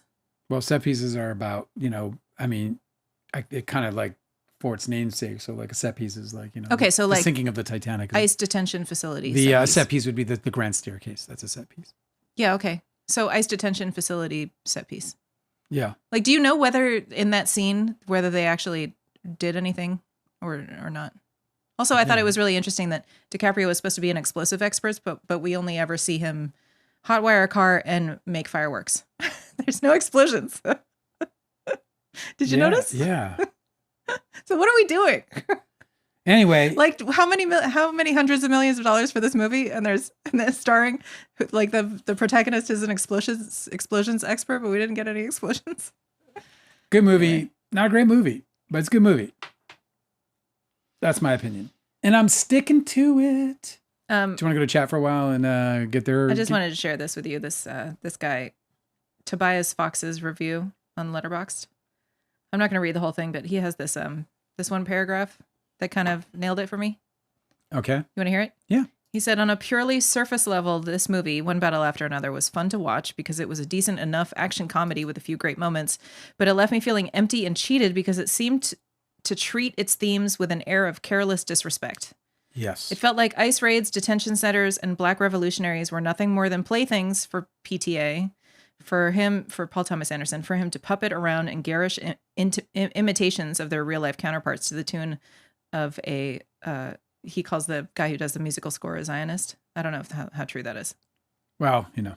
In the end, my overall impression is a suspicion that this film is actively anti-revolutionary in a rather sophisticated way. I think that's true. Who would have thought that 2025's version of COINTEL Pro would be delivered in a PTA movie?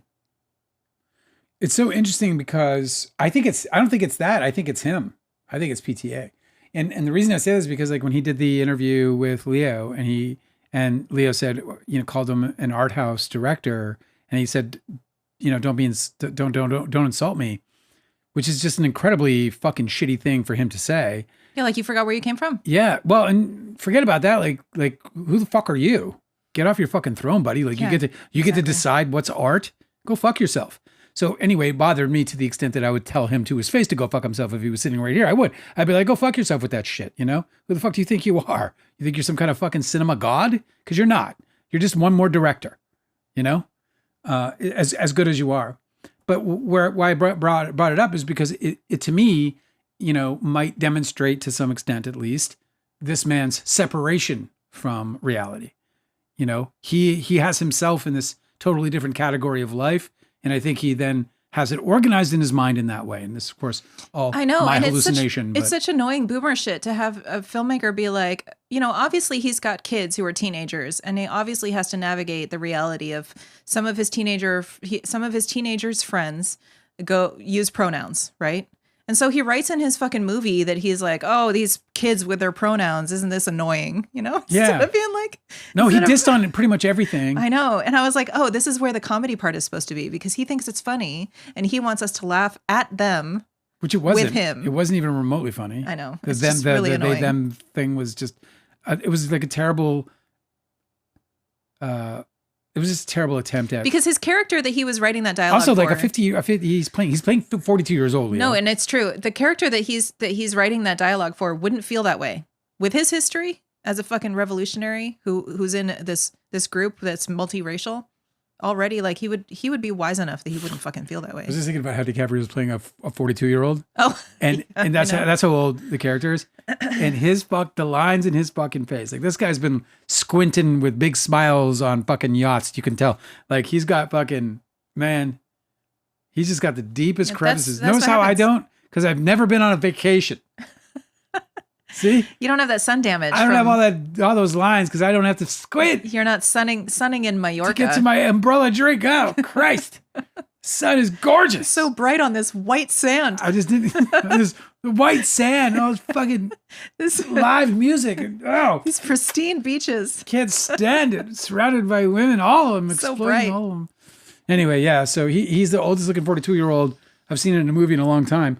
But as a 42-year-old, don't give me that shit that you don't know what's going on at 42 in our society. Like 42 is some kind of disconnected father figure. It's absurd, patently absurd.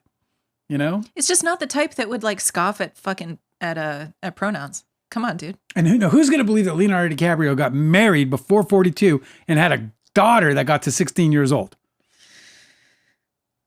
Well, if you don't know him, I guess. It did explain a little bit more about Jennifer Lawrence's slight on Leo, though, because when she said, you know, I kind of wish he had a teenage daughter because we got to see you with one, or we got to see you because you look so good with one or whatever. And, you know, obviously Leo's reaction probably sold more than what she was probably delivering because he's the father of a 16-year-old in the movie. So it makes more sense. So, or maybe she just used that as her crutch or her scapegoat to be able to, like, you know.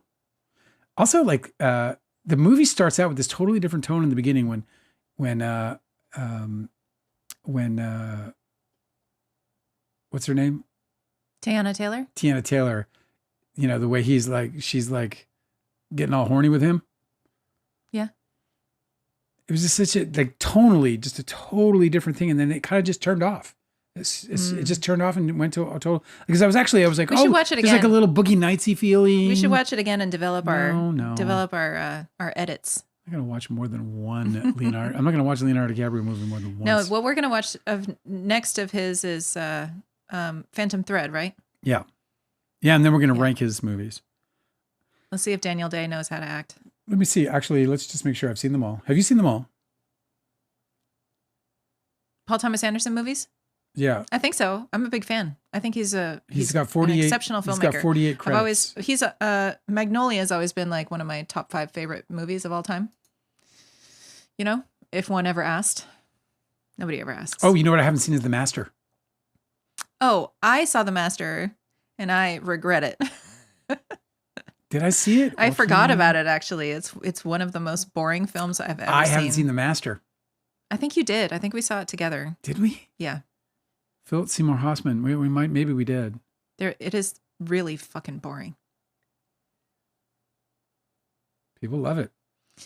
So far, without watching Phantom Thread, your rankings for PTA movies are: first, best movie that he's ever made is what? There Will Be Blood. There Will Be Blood, number 1. Yeah. Number 2? Boogie Nights. Boogie Nights, number 2. Number 3? Magnolia. That's a good pick. Number 4? One Battle After Another. Oh, okay. Did you enjoy Punch Drunk Love? Yes. I loved that movie. Yes. I liked it fine. But that would be my fifth to go like top 5. Oh, he directed a Radiohead, of course, because they're bros. Yeah, that's right. That's what's his name's score. Mm-hmm. Greenwood, right? Johnny Greenwood, who's the guitarist for. Yeah, man. I don't know why Paul Thomas Anderson wants to do this, like knocking, like basically like chopping vegetables on a chopping block, dripping water, like fucking clanging pipes. Like, what is that sound that he's constantly putting? Anytime that his that anything interesting is happening, where people are like, Punch Drunk Love 5. 5? Yeah, Punch Drunk Love. I was talking about how his score is so fucking weird. His weird. I thought the score was really, really good. I thought the mix was shit. I thought the score was quite excellent, actually. Like, I loved the way that he seamlessly moved in and out of different genres and like, in hooks. I thought he did an amazing job, Greenwood. He would be like halfway through a scene of dialogue and he would still have the song playing from the previous scene, like halfway into a whole long conversation. And I was like, what are you even doing? We don't do this. Yeah. When you change a scene, that music doesn't continue into the fucking dialogue of the next one. I didn't understand. It was just so loud too. I was like, are we supposed to be hearing what these people are saying to each other? I don't know.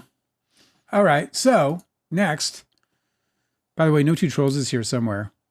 I didn't get to say hi to her. Did I? Well, anyway, hi. Hello. Love to see you. Let me see. Oh yeah. So next on my list of things to talk about is this Epstein files cover up, man. This is such nonsense, dude. At least it's very obvious. At least nobody can doubt what's happening. The United States government, everybody knows is covering what's up PDFs. Yes, they are covering up pedophiles. Yeah, they're making it so much worse. Correct. Because even the people that were like giving them the benefit of the doubt can no longer. No, they're covering it up. Mm-hmm. There's a cover up right now. They are hiding people's crimes. There's an independent, I think it's a congressman, who is outspoken. I think he's put a motion forward to impeach Bondi. It is Massey and Ro Khanna. It's bipartisan. Right. What they want to do is I think they're calling it contempt or something. I can't remember. No, they're like defying Congress or whatever. Yes. So they mandated that is she the Attorney General? She's the Attorney General. Okay, so they mandated that she release No, Pam Bondi, isn't she the? Yeah. They mandated that all of the Epstein files get released, and they released like less than 1% of them. So. Well, that's actually incorrect. The reason why it's incorrect is because that came from somebody talking about the actual gigabyte file size. It's definitely less than 10%. Oh, thank you. Potato said inherent contempt. This is really great.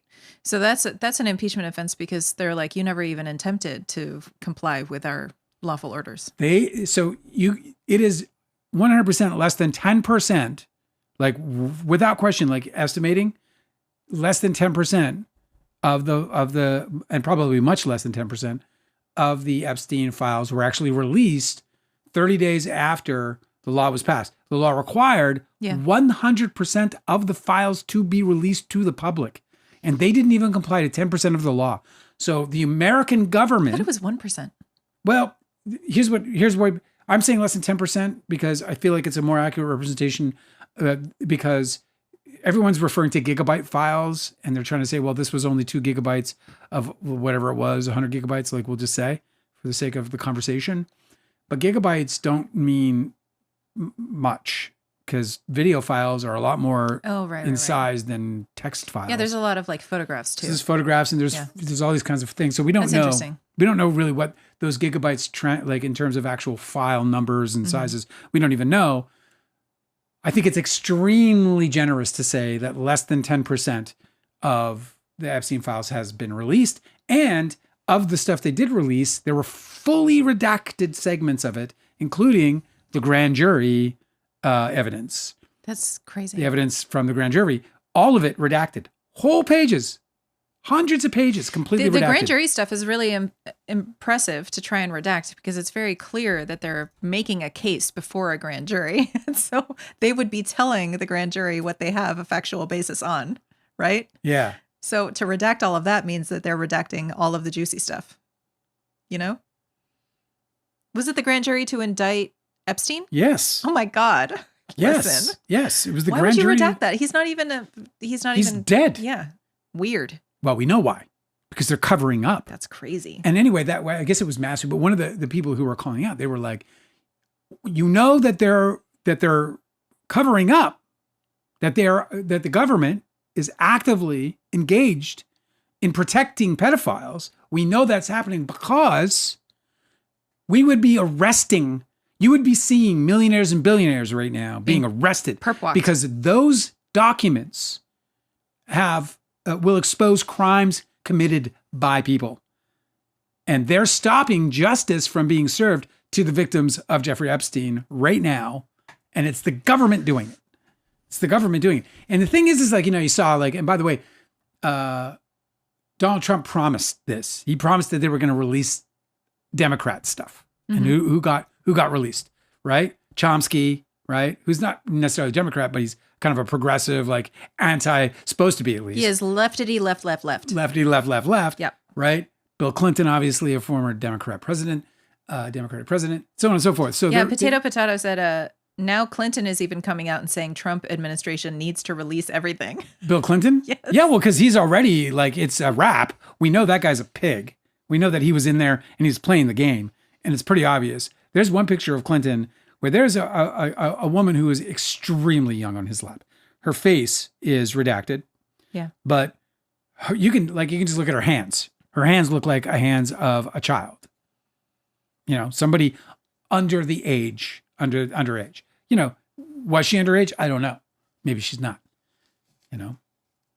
They released photographs. Check this out. They actually released photos of Donald Trump with girls accidentally because they were on Jeffrey Epstein's desk or in a drawer in one of the other pictures. And they didn't catch it. So in one of the pictures that was released, they didn't catch it, but they have fucking Donald Trump is on his desk or in his in Jeffrey Epstein's drawer, and you can see these pictures of him with girls.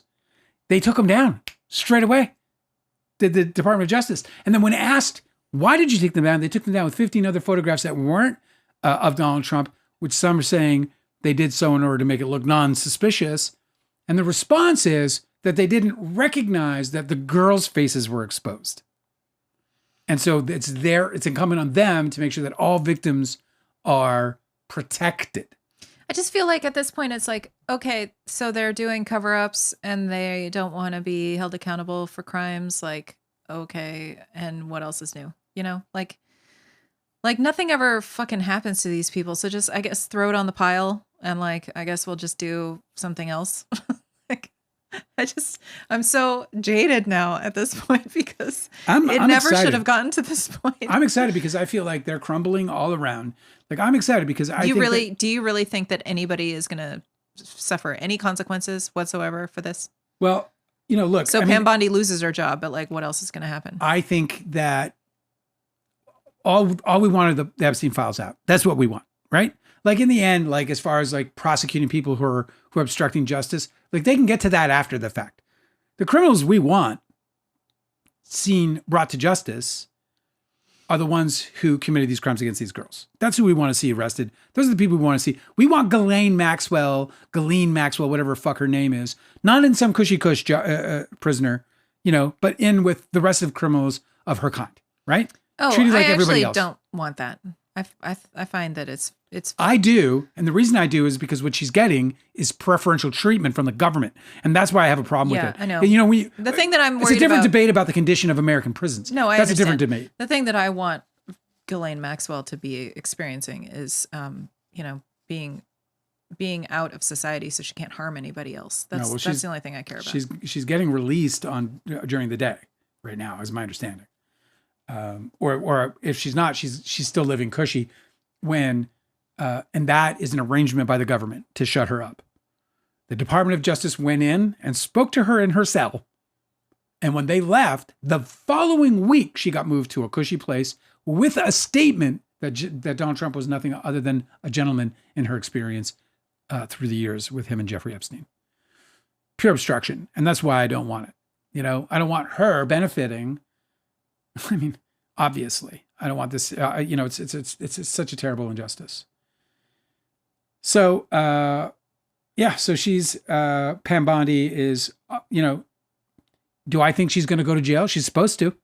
She broke a law passed by Congress, confirmed by the Senate, and signed by the president. She's supposed to go to jail for this. She was required by law, literally a law, to hand over 100% of those files within 30 days of that law passing, or within 30 days of Donald Trump signing that law, which he did immediately. Those 30 days passed, and she laughed in the face of Congress, laughed in the face of the Senate, and obviously did the bidding of the president to continue to obstruct justice, as he has done President Trump from the very beginning. Pure obstruction. Did you hear the tape that came out?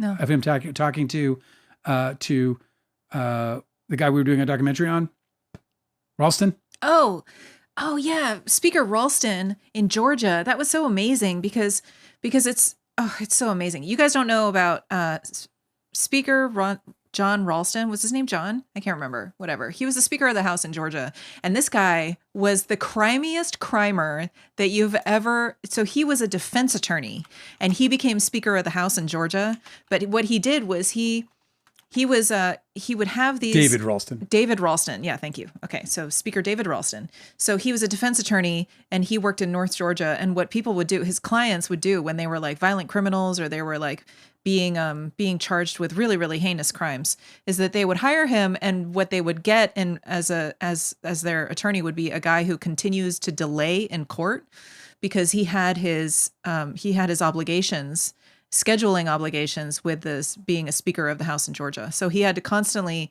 he was friends with all the judges too. So he would be like, hey, bro, judge, like I need to postpone this court hearing for my client because I have business at the Capitol building in Atlanta. And that's cool, right? And so what would happen was these victims of these horribly violent crimes. In Georgia, they had a privilege. They had a speaker's privilege, right? Speaker's privilege. So he was taking clients and then delaying the cases for years and years and years. And so these victims of these horrific violent crimes, there was one of his clients that actually reoffended and nearly killed somebody. That's right. Who was left in the woods for dead. And that guy was supposed to be on trial like 2 years prior for another violent offense. Hired David Ralston.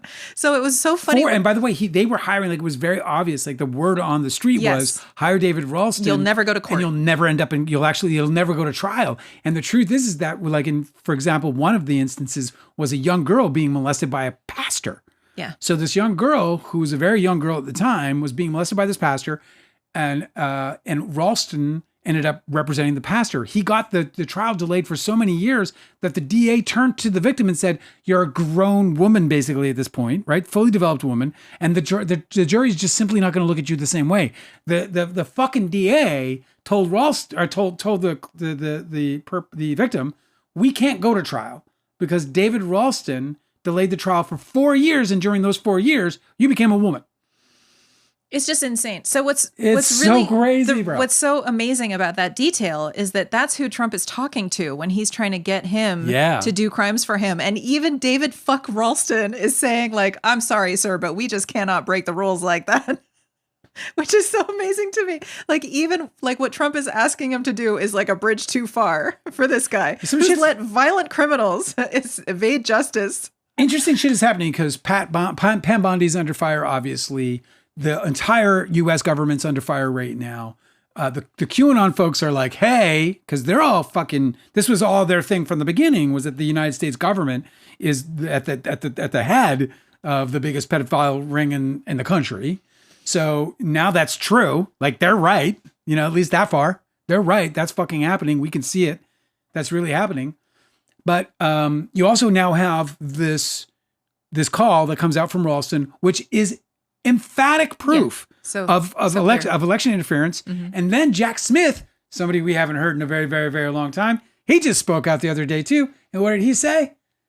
I can prove to Congress that Donald Trump broke the law in 2020, in the 2020 election, in an attempt to overthrow the election. He's saying that to Congress now. I can prove it to Congress that he's done that. So we're in the midst right now of an uprising against Donald Trump to get that fucker out, to get him impeached out. And the Epstein files are going to be the straw that breaks the camel's back. I don't know whether they're just going to try and wait it out until he passes away. They're going to try, but they're not going to win because now there's bipartisan support. Congress, Senate, and Donald Trump signed the law. So it's a law. Okay. So here's what's interesting is that like the astrologers, when they were trying to predict the outcome of the last presidential election, they saw that in Donald Trump's chart, this shit is harrowing. Like, he is constantly under fire. And a lot of the astrologers were like, oh, well, clearly this means that he doesn't win because we've seen from his first presidency that he was protected in the office from being prosecuted, right? Yeah. But in his chart, clearly he is like taking arrows from all sides. Yeah. Well, it turns out that that's what happened anyway, that they were wrong about the outcome of the presidential election, or maybe they were right. And that's something that's going to be uncovered. But what they didn't know was that even in office, he was going to take all this damage. So we'll see. Well, it's and part of the reason was, and I said this about any second term that he was going to get, whether it was the last term or this, that he's going to be told, he's going to recognize that he's not going to get another term, and as soon as that happens, it's just going to be a complete fucking, like, I'm talking, I mean, just like a gutting of the government, like, lay it on me easy, man, and a looting of the government. That's fucked. In Donald Trump's single year in office thus far, it's only been 1 year. In his first year in his second term, the deficit increased by 2.1 or 2.3 trillion dollars. Oh, yeah, it's the highest, fastest rise in the American deficit in history. It's not even close. And this on the heels of him coming in as a conservative whose fucking job is lean and mean. That's their whole fucking, that's what they're all about. Apart from, obviously, imposing on women and their rights and all these other fucking party line stuff. The core is fiscal responsibility. And it's the most, fiscally corrupt administration in all of history. And this, of course, all on, and by the way, they actually did a study on the effects of Doge, the fake department Doge that they created. Mm-hmm. For Elon Musk to, again, just pilfer the government. Zero effect. It had zero effect. There was no money saved. In fact, it's the fastest rising deficit in American politics in history. So it's just... collapse time, guys. Collapse time. Yep. You know what? Tanner just showed up. What's up, Tanner? Collapse is messy. It's not going to be pretty. But it must be done. So we'll see what happens after. So insane. Potato is saying, is asking, have you seen the interview with Kristen Stewart where she's talking about method actors? I've been seeing some.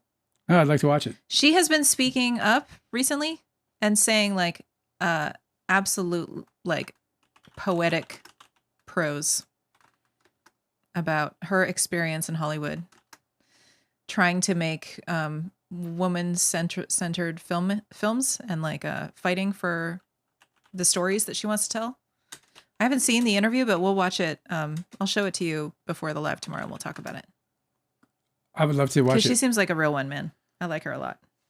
Yeah. Well, that's cool. I'm down. You know I'm down. You know I'm down, baby. Do it. I don't know if I'm pronouncing this right. Nears here. Nears Oh, here. what's up? Nears here said the Coen brothers are great at using music appropriately. The Ballad of Buster Scruggs was great. Manipulative music is frustrating. Yeah. I feel the exact same way. I'm so sensitive to the score in movies. I don't want to fucking hear it. I feel like they're doing a really good job if I don't notice it. If I notice it, I'm like, oh, you guys started playing violins before the actor got sad, so I guess we're all supposed to feel sad before the actor did. Yeah, yeah. It makes me nuts. It's great to see Nears here. Nears is somebody who I'm keeping a close eye on. She's a creator. Oh yeah? And, yeah. And I got to see some of her stuff, and I'm excited about this creator, man. She's got skills, Sweet. Man. Yeah, it's really cool. I'm glad you're here. Thanks for coming by. Mescalera is asking, how did One Battle After Another compare to Inherent Vice, which was another Paul Thomas Anderson adaptation of a Pynchon novel? Well, Inherent Vice falls really low on my list of his movies. Yeah, me too. I just did not like that movie. The movie did not connect to me at all. I might have to see it again, but I saw it when it came out in the theater. It was back when, we could still go to theaters and not have to worry about our health. And for me, it was like a smothering Yes. movie. I was just smothered by it. I was very surprised.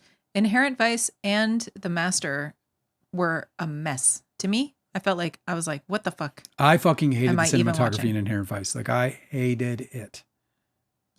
What? I hated the cinematography in Inherent Vice. I felt like every single shot was a close-up. Mm-hmm. I felt like Well, it's there was because no breathing in that movie. They did an excellent job lighting, and I think they were like, hey guys, check out how cool this lighting is, instead of thinking about maybe the shot should help tell the story.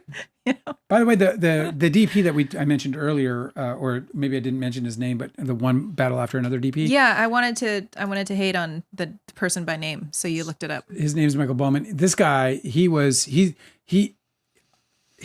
a gaffer who got promoted by Paul Thomas Anderson. Well, I believe. the fucking lighting was incredible. Yeah, the whole way through, I was like, this is amazing. some amazing lighting. Yeah, really beautiful. Even film. like one of my pet peeves is interior car night lighting. Yeah. Bothers the fuck out of me because it's this big like LED on the lap, kind of area shining up, and Right. or they're blasting it on a kit in front of the car or something, and in either way it doesn't look like night. Like that's just not how it looks. And even this gaffer, or sorry, even this DP, he probably does his own gaffing. He was like, he still had it was a little too lighty for me. But at least it was like good and dark still. Like it was like, okay, so this guy, has like a bright dash light or whatever, as opposed to like most cars, which clearly have really terribly rigged lighting for night shots. So yeah, man, I mean, the lighting was fucking sweet. That's a neat thing to recognize. Interior car lighting. I've noticed that too. It's like, there's a couple of things like, full moons that are just too blue happens way too often for me. Yeah. Like it's like as soon as I see like a really blue full moon, You're like, what is this, a Michael Mann film? I'm like, what the fuck, bro? I mean, get the fuck out of here with that, right? I'm immediately You're like, that's a neon sign. That's not a moon. Sometimes when I see shit like that, it'll trick me into like being more critical at lighting and looking for trouble. Yeah. As opposed to like, I love when I end up like coming out of a movie or a situation. Love this in books too, where you're like, holy fuck, I just fucking watched a 3-hour movie, or fuck, did I just read that book? Like, wow, that was fast and just fucking easy to consume, So I love that. And it's these distractions that get in my way, whether it's like bad lighting or really bad writing, for example. Yeah, it was actually like there was like that show you're watching, the gay porn we're watching. That show, like all the intimate stuff is really good. Like, it's like really romancy stuff. And I'm really kind of paying attention to that right now as a writer. I'm just paying attention to it a lot these days. So I appreciate it. But as soon as they like get into dialogue about real world dialogue that's in that show, oh my God, it's so fucking bad. I mean, it's just Heated Rivalry is the show you're talking about. Heated Rivalry, yeah. Which is such a porno name. So porno. That show's such porn. Horny. Yeah, it was actually the runtime of One Battle After Another made me worry that it was going to be another one of the like a movie like The Master. Because The Master was so fucking long and so fucking boring. And there were so many scenes where I was like, why are we doing this for so long? Yeah. Nears is asking, they're still reading the book, but asking, They're on a trip to Washington right now, and they're asking what my relationship is with Tony. I have no relationship with Tony Robbins anymore. I would love to. Would you like one? What, a relationship with Tony Robbins? Mm-hmm. Oh my God, I love that guy, dude. You did? Look, he was, you know, like working with his franchise. Like he was kind of You a were dick. like 19 then, right? I was. It was That's 18 amazing. and 19. He was kind of a dick. Well, right up until I was 24, because I did 2 stints. I did one in Winnipeg and then I did one in Vancouver. Mm. But he was kind of a pain in the ass sometimes. Like he had this seminar called Unlimited Power, and it was broken up into all these different chapters. Probably, you know, one of them, for example, Love and Attraction Strategies, a really great chapter on people working on how to communicate with lovers or people, prospective lovers, you know. So it was a really cool thing. That course, you know, this seminar back in 1989, 1990, through 93 was $1,400 per person to attend. Way expensive, like ridiculous. And it's just a fucking seminar. Come in. It's not even him live. It's facilitated. It's a videotape. It's VHSs that we play and then facilitate and so on and so forth. So it's super expensive. And it was really, really hard to make a difference. So what I did, because I was kind of running things for a minute. And so what I did was I broke the course up into its sections, and I just started selling the sections as individual nights, you know? And it worked, man. We were like getting 10 people to pay $1,300 for the whole weekend. But when I opened it up, we had like 100, 150 people in the auditoriums for the single nights. Like when we did Love and Attraction Strategies, I had to turn people down at the door. Couldn't fit them in. It was fucking incredible. So all of a sudden, like we went from like barely being able to prospect people to come to see Tony Robbins and do this to like a house packed. Tony calls us up and he goes, "You got to stop. You're not allowed to do it." And I'm like, "We're making money. We're bringing people in. The place is full." He's like, "No, it's the whole binder or nothing." Had to sell the whole binder or nothing. So it was like, if you do one more of these, you owe me the binder, which was very expensive, right? Because we're a franchise, which I think it was like $800 or $900 is what we had to pay per binder. Because like, if you hand out one fucking chapter, you owe me for the whole binder. And I'm like, dude, you're just ruining it. And sure enough, you know, they all closed down. And it was all greed. So he had that side of him, which bothered the fuck out of me. But his material, the work he did, brilliant, life-changing, you know? That's neat. Greatest thing he ever taught me was the quality of my life is the quality of the questions I ask. I mean, And you still use that? Oh, yeah. I mean, when I know my life is shitty, I immediately start looking at the questions I'm asking myself, and then there's proof in the, you know, he talked about things like people saying like to themselves, like, "Why am I so fat?" People who want to lose weight. Why am I so fat? He's like, that's a common question, you know, or why can't I lose weight? He's like, all your brain does is answer it. All your brain does is because you're hungry, because you like to eat, because you like sugar, because you like, you know, Coke, so on and so forth. Do you know what I mean? Coca-Cola, right? Mm-hmm. You know? So then he says, like, what happens if you ask better questions? Like, how can I lose weight and enjoy the process? Or how can I lose weight and still love the food that I eat? You know, and he says, like, change the questions and start seeing how the answers start facilitating what you actually want. It's brilliant. It's fucking brilliant. Do I use it all the time? No. Well, I'm fucking broke. I'm a broke fucking podcaster in Georgia, bro. Sometimes your questions are limited. You know, or just sometimes, you know, like, well, you know, I fell out of love for chase of money and all these other things as well. But anyway. That's neat. Tony Robbins sucks, says Potato. He, you know, look, his stuff doesn't. I did it for years. Let me tell you what, man. I was exposed to him in 1988. I took the firewalking one seminar. I took that in 1988. God, that's so. We ended up breaking boards, but the same one. It's called Limited Power. Okay. So I did that one in 1988. It was then that I started making my goals for doing something really special in my life, for being something better than anything I could have possibly imagined. And it was through those seminars that I really felt like I understood how to get there. You know what I mean? And I stuck with that all the way until I was 24 years old. And in that moment, when I was 24 years old, I recognized the opportunity that I believe through those years with Tony, I'd been preparing for all along. And that was to get my way into Hollywood and to break out as an entertainer, which is something that I'd been doing since I was a little kid. And I totally believe that the work I did with Tony Robbins is what led me to that opportunity and to be able to do so well with it. I mean, I went to Hollywood, and in one fucking year, I was writing and producing Leonardo DiCaprio. I think it is. Like- There's a whole lot to be said about young people who are exposed to the sort of like guru advice where they take in what they're being told, right? So Yeah. that's really important. Yeah. That they find some sort of mentor figure who they believe. Yeah. And then all the mentor figure has to do is instill in them a sense of courage, Yeah. right? That whatever you try to do, you should try to pursue and make it great and big. And there aren't really any, like, it doesn't matter if you fail, that type of courage, right?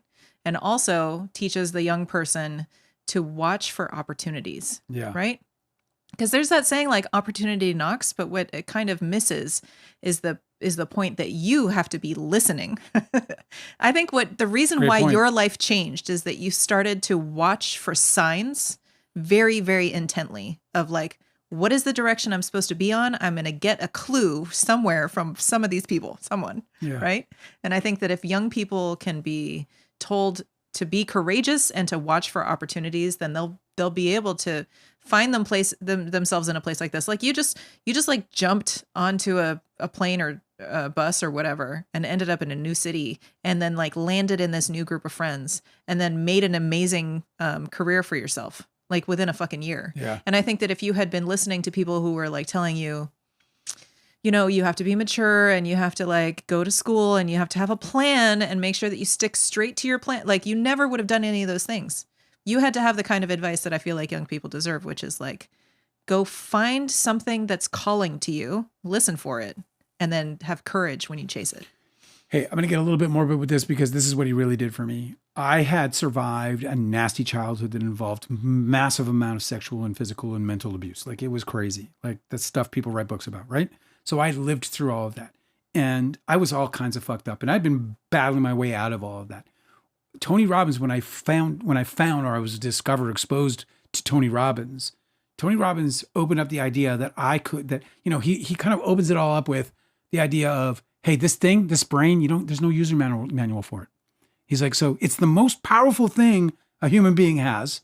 It is our consciousness, but there's no user manual. We don't know what we're doing most of the time. And this thing is so powerful that it does its own thing.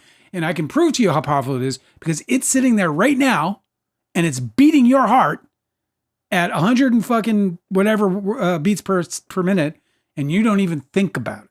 It's not something you think about.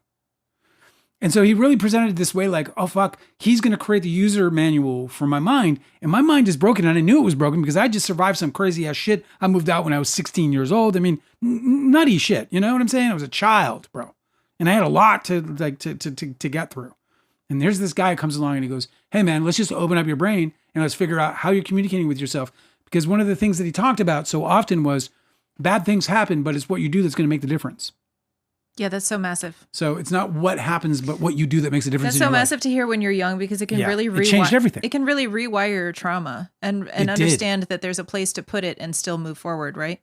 Like you don't have to like just stuff it down and pretend like it doesn't exist. Yeah, and there's like a drawback to it because like on the one hand, it does that, but on the other hand, I didn't deal with my trauma. Like it wasn't until much later in life that I realized that I was carrying around like an enormous amount of grief. I know, but you kind of have to have maturity to do that properly. Well, I don't disagree with that, and I think that's an interesting sort of perspective because, and I think even if you have the maturity and you have the opportunity to expose yourself to his stuff or to stuff similar, because he is just an aggregate. You know what I mean? Like he's invented nothing, and he openly admits that as well. I mean, he talks about it. I admire people like that though. Yeah. Like I understand. Yeah, me too. It's very mercurial to be like pick information from here and there and then synthesize it in a way that conveys it well to others. Yeah, he just curated what he felt was based on interviews and things that he had done, the things that worked more consistently through a larger group of people than say what might help an individual. But anyway, so it really did change things for me, and he really did change things for me. And so, yeah, I mean, he's a flawed person, but aren't we all? I mean, I don't think we're going to get away from flaws. In the end, I think you have to like start to rely on things like, what is the intention? Is this person, first of all, like, are we growing? Is this person growing? Have they gotten better or have they gotten worse? Is there a regression or is there a progression? Yeah, in life? I think he did get worse. I think that he got so like he had pedestaled himself so much that he felt like he could just act like an asshole to people. Like Maybe. there's the video that resulted in the allegations of Abuse, yeah. yeah, and I saw it and I was like, who the fuck acts like this? What did he do? I didn't even see it. He was being physically intimidating to one of his attendees, who's a woman, and she was very small. He's a massive, He's a very big fella. 6'5" or some shit. He's a big fella with teeth for days. Yeah.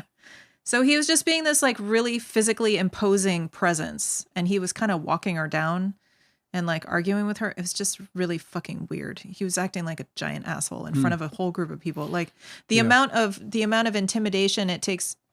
I mean, she endured so much worse of an experience because they were in a huge group of people.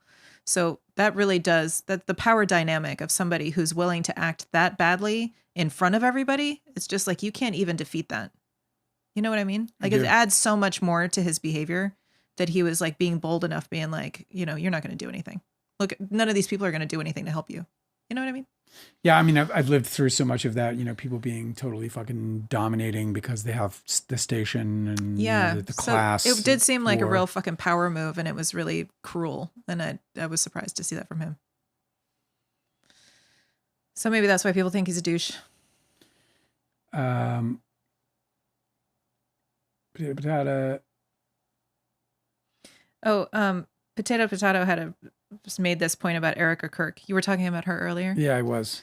Said Erika is a beauty pageant kid, which explains everything. Everything. Potato said, I'm not surprised that she acts weird on camera. Oh my God, this woman. Deanne said, I have seen psychologists say that she has some serious issues like a personality disorder. Well, I couldn't possibly comment on that because I don't watch that much of her to know. But I do know. Yeah, we didn't know her before her husband died either. There's nothing healthy about what's going on here with regard to her. Like if she's out there, if she is out there on this tour, her husband is dead 2 months. I mean, it's just the most insane thing I've ever seen in my life. I mean, don't get me wrong. I'm all for moving on and I'm all for grieving in your own way and all that stuff. This is like a very suspicious, almost suspicious reaction by her. So it's weird.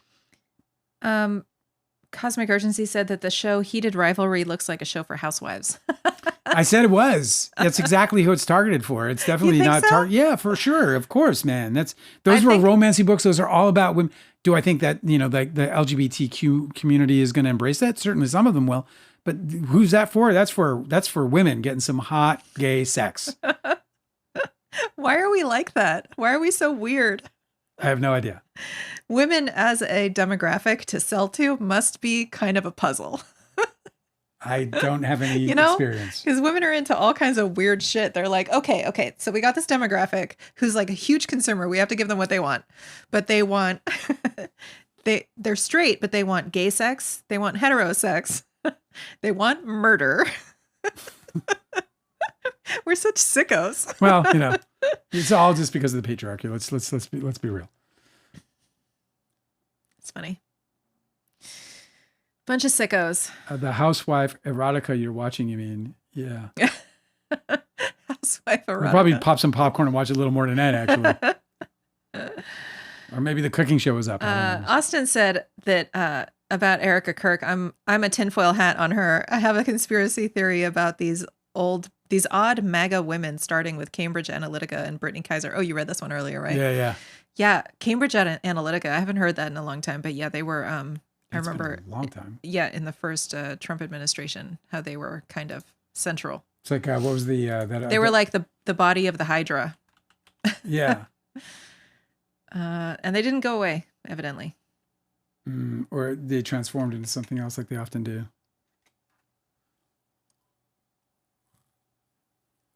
You probably saw these already when I was gone. Oh.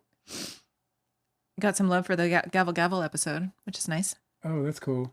Neera said she sent a post, like a thumbnail or something. She's working on Neera is working on a piece with, for us, or for herself, but of us, of all, my shit. Oh, yeah? Yeah. She's reading the book and. Oh, sweet. I showed you I showed you the draft she did. Oh, yes. She's fucking this talented. One. Yes. Talented. I'm excited about this. Yeah, me too. This is probably the most excited. I hope you're liking the book. Dale really wrote it for you guys. Yeah, for people who are interested in the story and want to know what the truth of it is, because it's been so distorted in the press for 20 years, Yeah. And then there's the game of telephone too. So people are like sharing their takes on false information that started, a bunch of other translations ago, Oh, Near's saying that she was asking about Tony Robbins' sexual misconduct allegations. Yeah. Well, I don't know enough about them. Yeah, me neither. To comment on them enough to say one way or another. They came up. I just remember being like horribly disappointed in them. Obviously. Look. Here's the thing about Tony Robbins that I would say is problematic for him is that, well, let's just say I believe her. I'll say that about it. I believe her. I His believe accuser? that she's. Yeah, I believe that whatever she felt happened probably did happen. That doesn't necessarily mean that Tony Robbins didn't understand what the fuck he was doing or was confused by it or whatever else his excuse might be. But in the end, it doesn't really fucking matter, So yeah, I mean, as far as Tony Robbins goes, yeah, I mean, I don't even remember his when those allegations happened.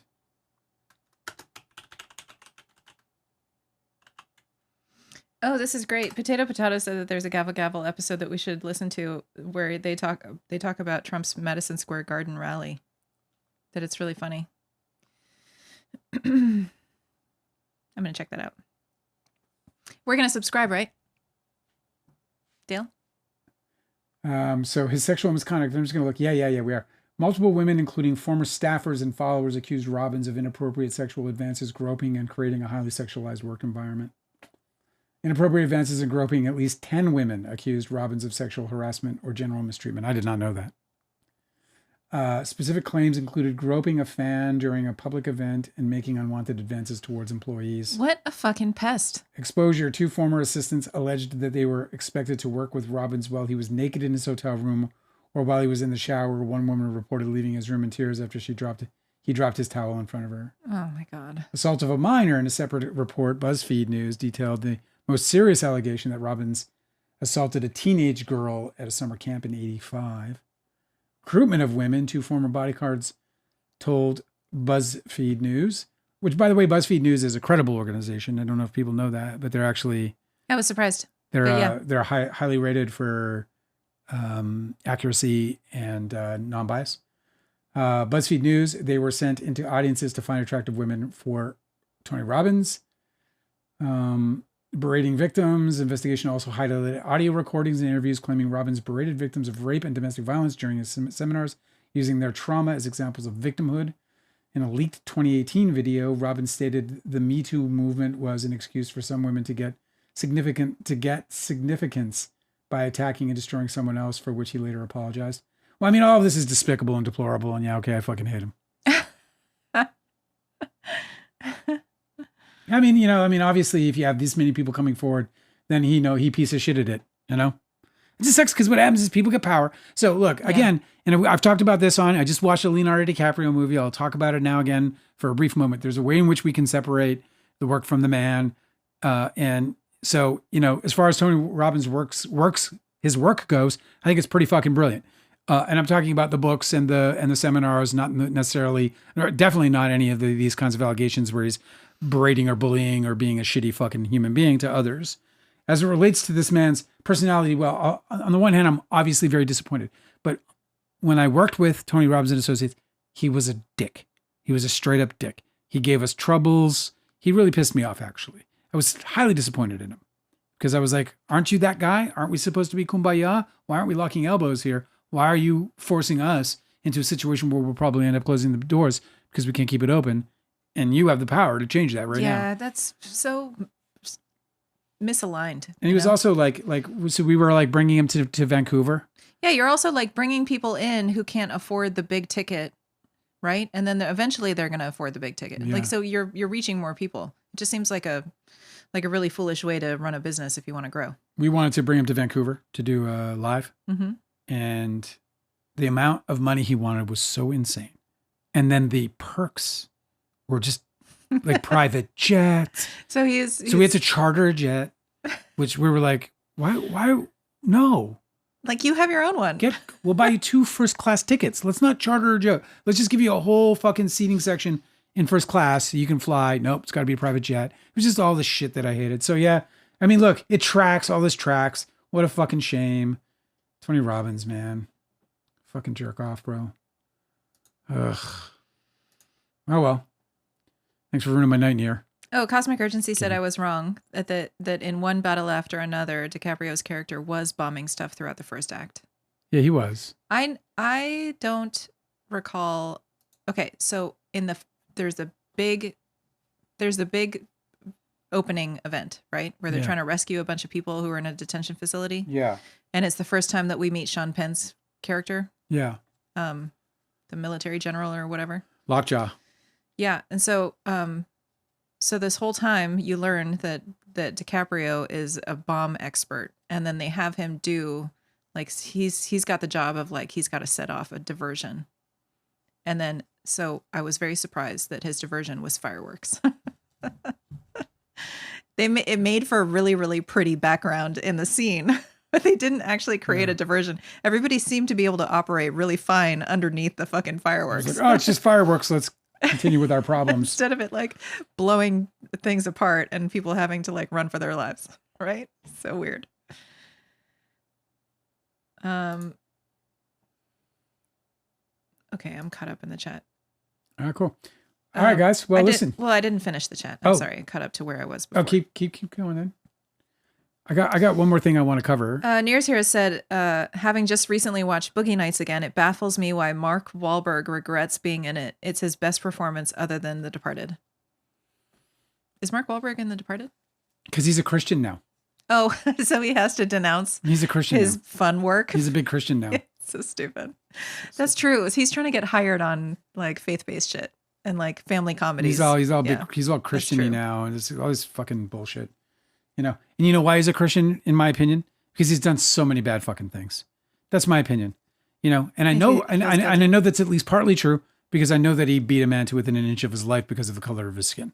So Mark Wahlberg has probably turned to religion because he's probably worried about what's going to happen after he dies. Yeah. Because he's going to have to, like, because if there's a hell, he's going to be fucking torched in it. Potato was talking about the Epstein Tony files. Robbins, apparently. The Epstein files and their heavy redacting. Yeah. Okay. I'm just helping. I'm going through the chat, but everybody's bouncing around. Okay. Yeah. Potato said that Marjorie Taylor Greene should just read off the names of the men implicated in the files on her last day in Congress. I'd love it. She just take the floor and read the names into the congressional She was record. still protecting Trump in the last interview I saw, though. Tanner's saying, by the way, that when he expected Wednesday to be the busiest day, and he's like, it's crazy out there. Christmas wise. Oh. Yeah. Yeah. Well. Guess where we're going? Nowhere. Yeah. Well, I got to do a little grocery shopping. That's about it. Before we continue, I want to add one more thing. So listen to this. Steven Spielberg refused to work with Ben Affleck because of a pool fight on a family vacation, says a filmmaker. And I don't know who this filmmaker is, and I haven't read the article, and I might read the article so that I can get into it deeper. But I just want to point something out about this. Steven Spielberg, the most powerful person in Hollywood. No doubt about it. I told you what he was worth the other day. Nobody could come in even close to guessing. He is worth $7 billion. He is the most powerful film director of all time. There's no one even remotely close. And that fucking net worth proves that beyond any doubt. So Steven Spielberg is the most powerful person in the world. He refused to work with Ben Affleck because of a pool fight on family vacation, filmmaker claims. Guess what Steven Spielberg didn't do? Guess what he didn't do after that fight with Ben Affleck? Guess. He didn't try and ruin his career. He didn't ruin his whole career. He didn't start a fucking smear campaign. He just chose not to work with him himself. Right. Steven Spielberg didn't decide that with all that power in his world that he would take it outside of his own personal experience and ruin that man's career, and instead just said, I'm not going to work with that fucker. Mm-hmm.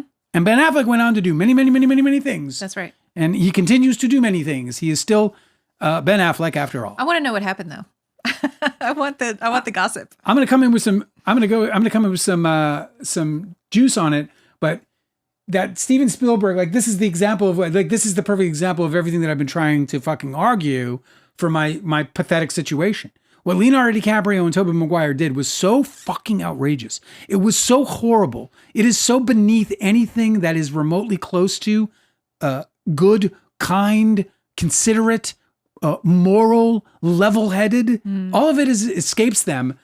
What Steven Spielberg did was the right thing to do. That's right. I don't like the way this guy behaved. I bet you Ben Affleck was a dick that day. You know what I mean? Maybe he didn't want to work with Spielberg either after that fight. He can be dicky. I've seen him be dicky before. Ben Really? Affleck. Yeah.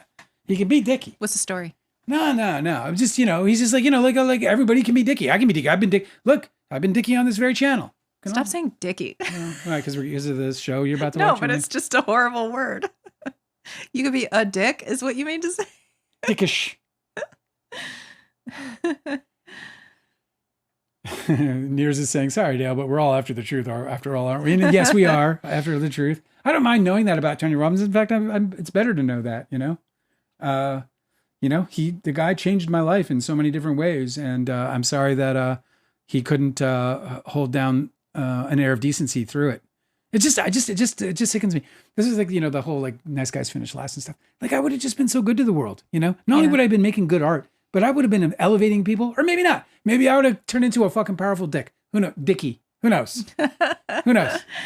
No, the iteration of your artistry that I feel like DiCaprio and Maguire robbed Hollywood of, that I feel like is the worst and saddest, most egregious one, was that you were super interested in finding an actor and then developing out of them the character they most wanted to play. Yeah. And then creating a film around that character. Yeah, that was my dream. Like this was the thing that you were going to try and do. That was going to be my Think dream. about all of the incredible actors. Think about the actors that nobody even really knows about, but who are like just brimming with talent. Yeah. And you would have been able to find these guys and from their little bit parts and whatever, Yeah, that was my and dream. brought to sit down out and be of like, them their favorite role. Yeah, for sure. What do you want to be? What do you want to do? What is it? What is your dream role? And then we just find our way around. Like imagine being worth $7 billion and having that desire. You'd be making everybody's best performances. Yeah, being worth what Leonardo DiCaprio's worth. The guy's worth $200-300 million. Yeah, right. Like I said, the one thing that Leonardo DiCaprio has never done that really I think says so much about his character is that he came up through independent film. That's how he got it. He got Lasse Hallström. Yeah, that's he true. got Basketball Diaries. He did indie film. That's how he got up. It's pretty much how everyone was getting up in the 90s. If you were going to get your break, you weren't going to get it in a studio pick typically. And if you were, you're going to end up like Haley Joel Osment or however you say his name. Osment, yeah. Osment. And all these others, Corey Feldman. No, right? the worst thing about PTN, Paul Thomas Anderson talking shit about art house creators is that, art house filmmakers is that all of the people who were watching his movies, like the people who were big fans of Magnolia were only going to be big fans of Magnolia because they had been watching art house films their whole life. Right? Yeah, he was the king of art house. Like his but fans, I wasn't even talking about him. I was his talking about fans Leo. got trained up on art house films to enjoy the films P.T. Anderson was making in his early career. Fucking weird. Yeah, I mean, it applies to him too. I was talking about Leo. It certainly applies to Paul Thomas Anderson, at least sentimentally, like how he can, say that to DiCaprio in an industry filled with art house directors and writers, and it's just, to me, it's just hyper insensitive. But I was really speaking about DiCaprio and how DiCaprio has done nothing to, like, he's so full of shit. Like DiCaprio talks about, like, in the interview with Jen Lawrence. Yeah. Jenny. Yeah. Like in that interview, right? Fucking, he's talking about how his motivation for acting was to get out of the bad neighborhood he was in, which is just horseshit. I mean, it's fucking horseshit. But anyway. Oh, because he grew up in Los Angeles. He was in a fucking sitcom when he was 12. But like the fucking, when I was 12 years old, I was fucking delivering newspapers, bro, for fucking $15 a week. In Winnipeg. In the fucking winter. This fucking guy's go, oh, my poor life. He's pulling down fucking thousands of dollars a week. Get the fuck out of here, kid. But anyway, Leonardo DiCaprio said that he needed to get out of the neighborhood that he was in. Leonardo DiCaprio was risen to fame through art house film and art house film directors. He rose to fame on the backs of low budget independent films or lower budget independent films, right? He's done nothing for independent film. He's done nothing for his fucking neighborhood, the neighborhood he needed to get out of. What has he done? Nothing. What do you hear about him doing in those neighborhoods? So-called horrible, terrible neighborhoods. Where nothing. he's from. I've looked. Nothing. He's done nothing. He's done nothing I know. of any significance whatsoever. He has contributed absolutely nothing to independent cinema since Titanic. Absolutely fucking nothing. In fact, the only thing he has done to independent cinema is destroy it. The only thing he has done is create doubt around it. The one thing that he did, undoubtedly, is that he sent a message to all of Hollywood: be careful with working with your friends, because shit can go ugly, and you'll lose your friendships, and you'll lose your station in town. That's what he did. I don't know how we ended up on this rant. But Nears here is saying that Todd Beckman seems to be a liar or just doesn't remember things accurately. Yeah, I mean, it could be a combination of both, but what he really is uninvolved. Todd Beckman was uninvolved. Todd Beckman, he apparently wrote the 10 or 20 pages of dialogue-laden screenplay, which means very few words. Yeah. Let me finish. Yeah. And that was it. He showed up to do a vanity shot at the opening of Don's Plum, or, it was actually day 3. We probably shot that. I can't remember what day it was, but whatever. Todd Beckman showed up and did his little cameo shot where he's an extra. But he had no involvement in the movie. When the New York Post did that documentary, Stephen Greenstreet, the director, called me up and he said, "Hey, I'm going to meet with Todd Beckman." And I was like, "Why?" I told him he shouldn't. I said, Todd Beckman has no business being involved in this story whatsoever because he has no experience in the story. So Todd Beckman, everything that came out of Todd Beckman's mouth was worthless as it relates to the actual story and the facts surrounding the story because he had no experience. He had none. So the only thing he could bring to the table was hearsay, and that hearsay would have been coming from one person only, and that would be David Stutman. This is a fucking mess. When I was helping you edit your book, I think I noticed in one of the drafts that we were working on, one of the drafts, I was like, I wasn't sure, because this is after the documentary, and you were really upset about some of the things that Todd Beckman said because you didn't feel like he talked about joining up with. By the way, he doesn't own any copyright. Yeah, I know. So listen. So when I was helping you edit your book, right? There was in one of the drafts, I was like, "Oh, I just noticed just now that like you haven't mentioned Todd Beckman at all. Like he's completely missing from this book." And I asked you, I was like, was that on purpose? Like, are you trying to exclude him because, you're upset with him or whatever? And you're like, no, he like literally wasn't there. He was there, yeah. Like I'm telling a story about events that I experienced and I'm telling you who was there and who I experienced it with. Like, and he was never around. Yeah. And I mean, my role in Don's Plum was, it was, I was one of the creators of the movie from top to bottom. In the whole story, whole like memoir about your entire experience making this film in Hollywood, he was just never around. Yeah, Todd Beckman is, shame on Todd Beckman is how I think about it. It's just shame on that guy, and really anybody who, even has the urge to participate in. I don't know what he thought he was going to get out of it. I guess in New York Post, it's just so funny because like, I did Vanity Fair, did the New York Post, I did these like, Guardian, a couple others. And it's just like, people are like, I think people think that they're more than they really are. Like to me, they were nothing. Do you know what I mean? Like, there were opportunities for me to get my word out and that mattered to me. And to that extent, there was something. But I think that like people, and this is projecting onto to him in some sense, or not projecting, but just guessing. But I just think there's like a fame aspect that people. Yeah, I think that he made that really clear in his last statements in the documentary. Todd Beckman was talking about how he would love to have DiCaprio and Maguire over to his house so that they could like hang out and burn the negative together. Yeah. And I was like, there it is. There it is. He wants to align with the powerful people. Yeah. So he's going to kick Dale while he's down. Correct. Like they would like him to. Like he's going to try and be like a loyal little soldier for them so that maybe he can get noticed. I was like, that says everything. That in the end, he was like, what my big dream is to have those guys over at my house. I thought like he was, yeah. So Todd Beckman, man, he's, I haven't looked at, I'm just going to look real quick because I haven't seen it, but I think that one, the first episode, Curse of Don's Plum, I think it kind of blew up. When I looked at it last, it's linked in the Gavel Gavel. I think. Is it? Oh, no. The Vanity Fair article is. When I first saw it, it had like, I don't know, like 100,000 views or something. I'm glad people are discovering it. I wish they would index it better so that everybody knows it's a 3-part series because I think you just watch the first one and you don't. It doesn't. Yeah, it's almost got 400,000. It doesn't autoplay the second one. Yeah, I know. I'm kind of wearing out. Yeah, it's time to go. You guys are wonderful. Loved hanging out with you. Hope you guys like the reviews. I think I was a little all over the place this time, but Oh, I know, me too. I was like, I have 100 things to say. I'm just gonna do it. Love hanging out with you guys. Hope you guys will come back tomorrow. We'll have, I'm sure, many more things there. I got a bunch of saved things that I didn't get to today because of the review. So I got some very interesting stuff, including some Sylvester Stallone shit about him being mad at his mom and dad and all kinds of shit. You'll see. It's important. It's We actually can just skip that one. no. Believe me, it's relative. It's relative. It's actually good stuff.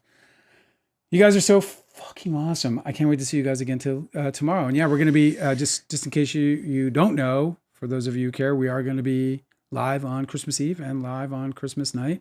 Mm-hmm. We'll probably do New Year's too while we're at it. So we'll see. Yeah, it's a weekday. Well, maybe we'll open one of our Christmas Eve gifts live or something. We'll show one of the books we're going to read. I'll put it up right next to the mic so you guys can hear all the crinkle. It'll be like ASMR, but I hope all of your, for those of you celebrating the holidays, I hope your holiday is going really well. I hope you're going to, have a great time with your families and your friends and all that stuff.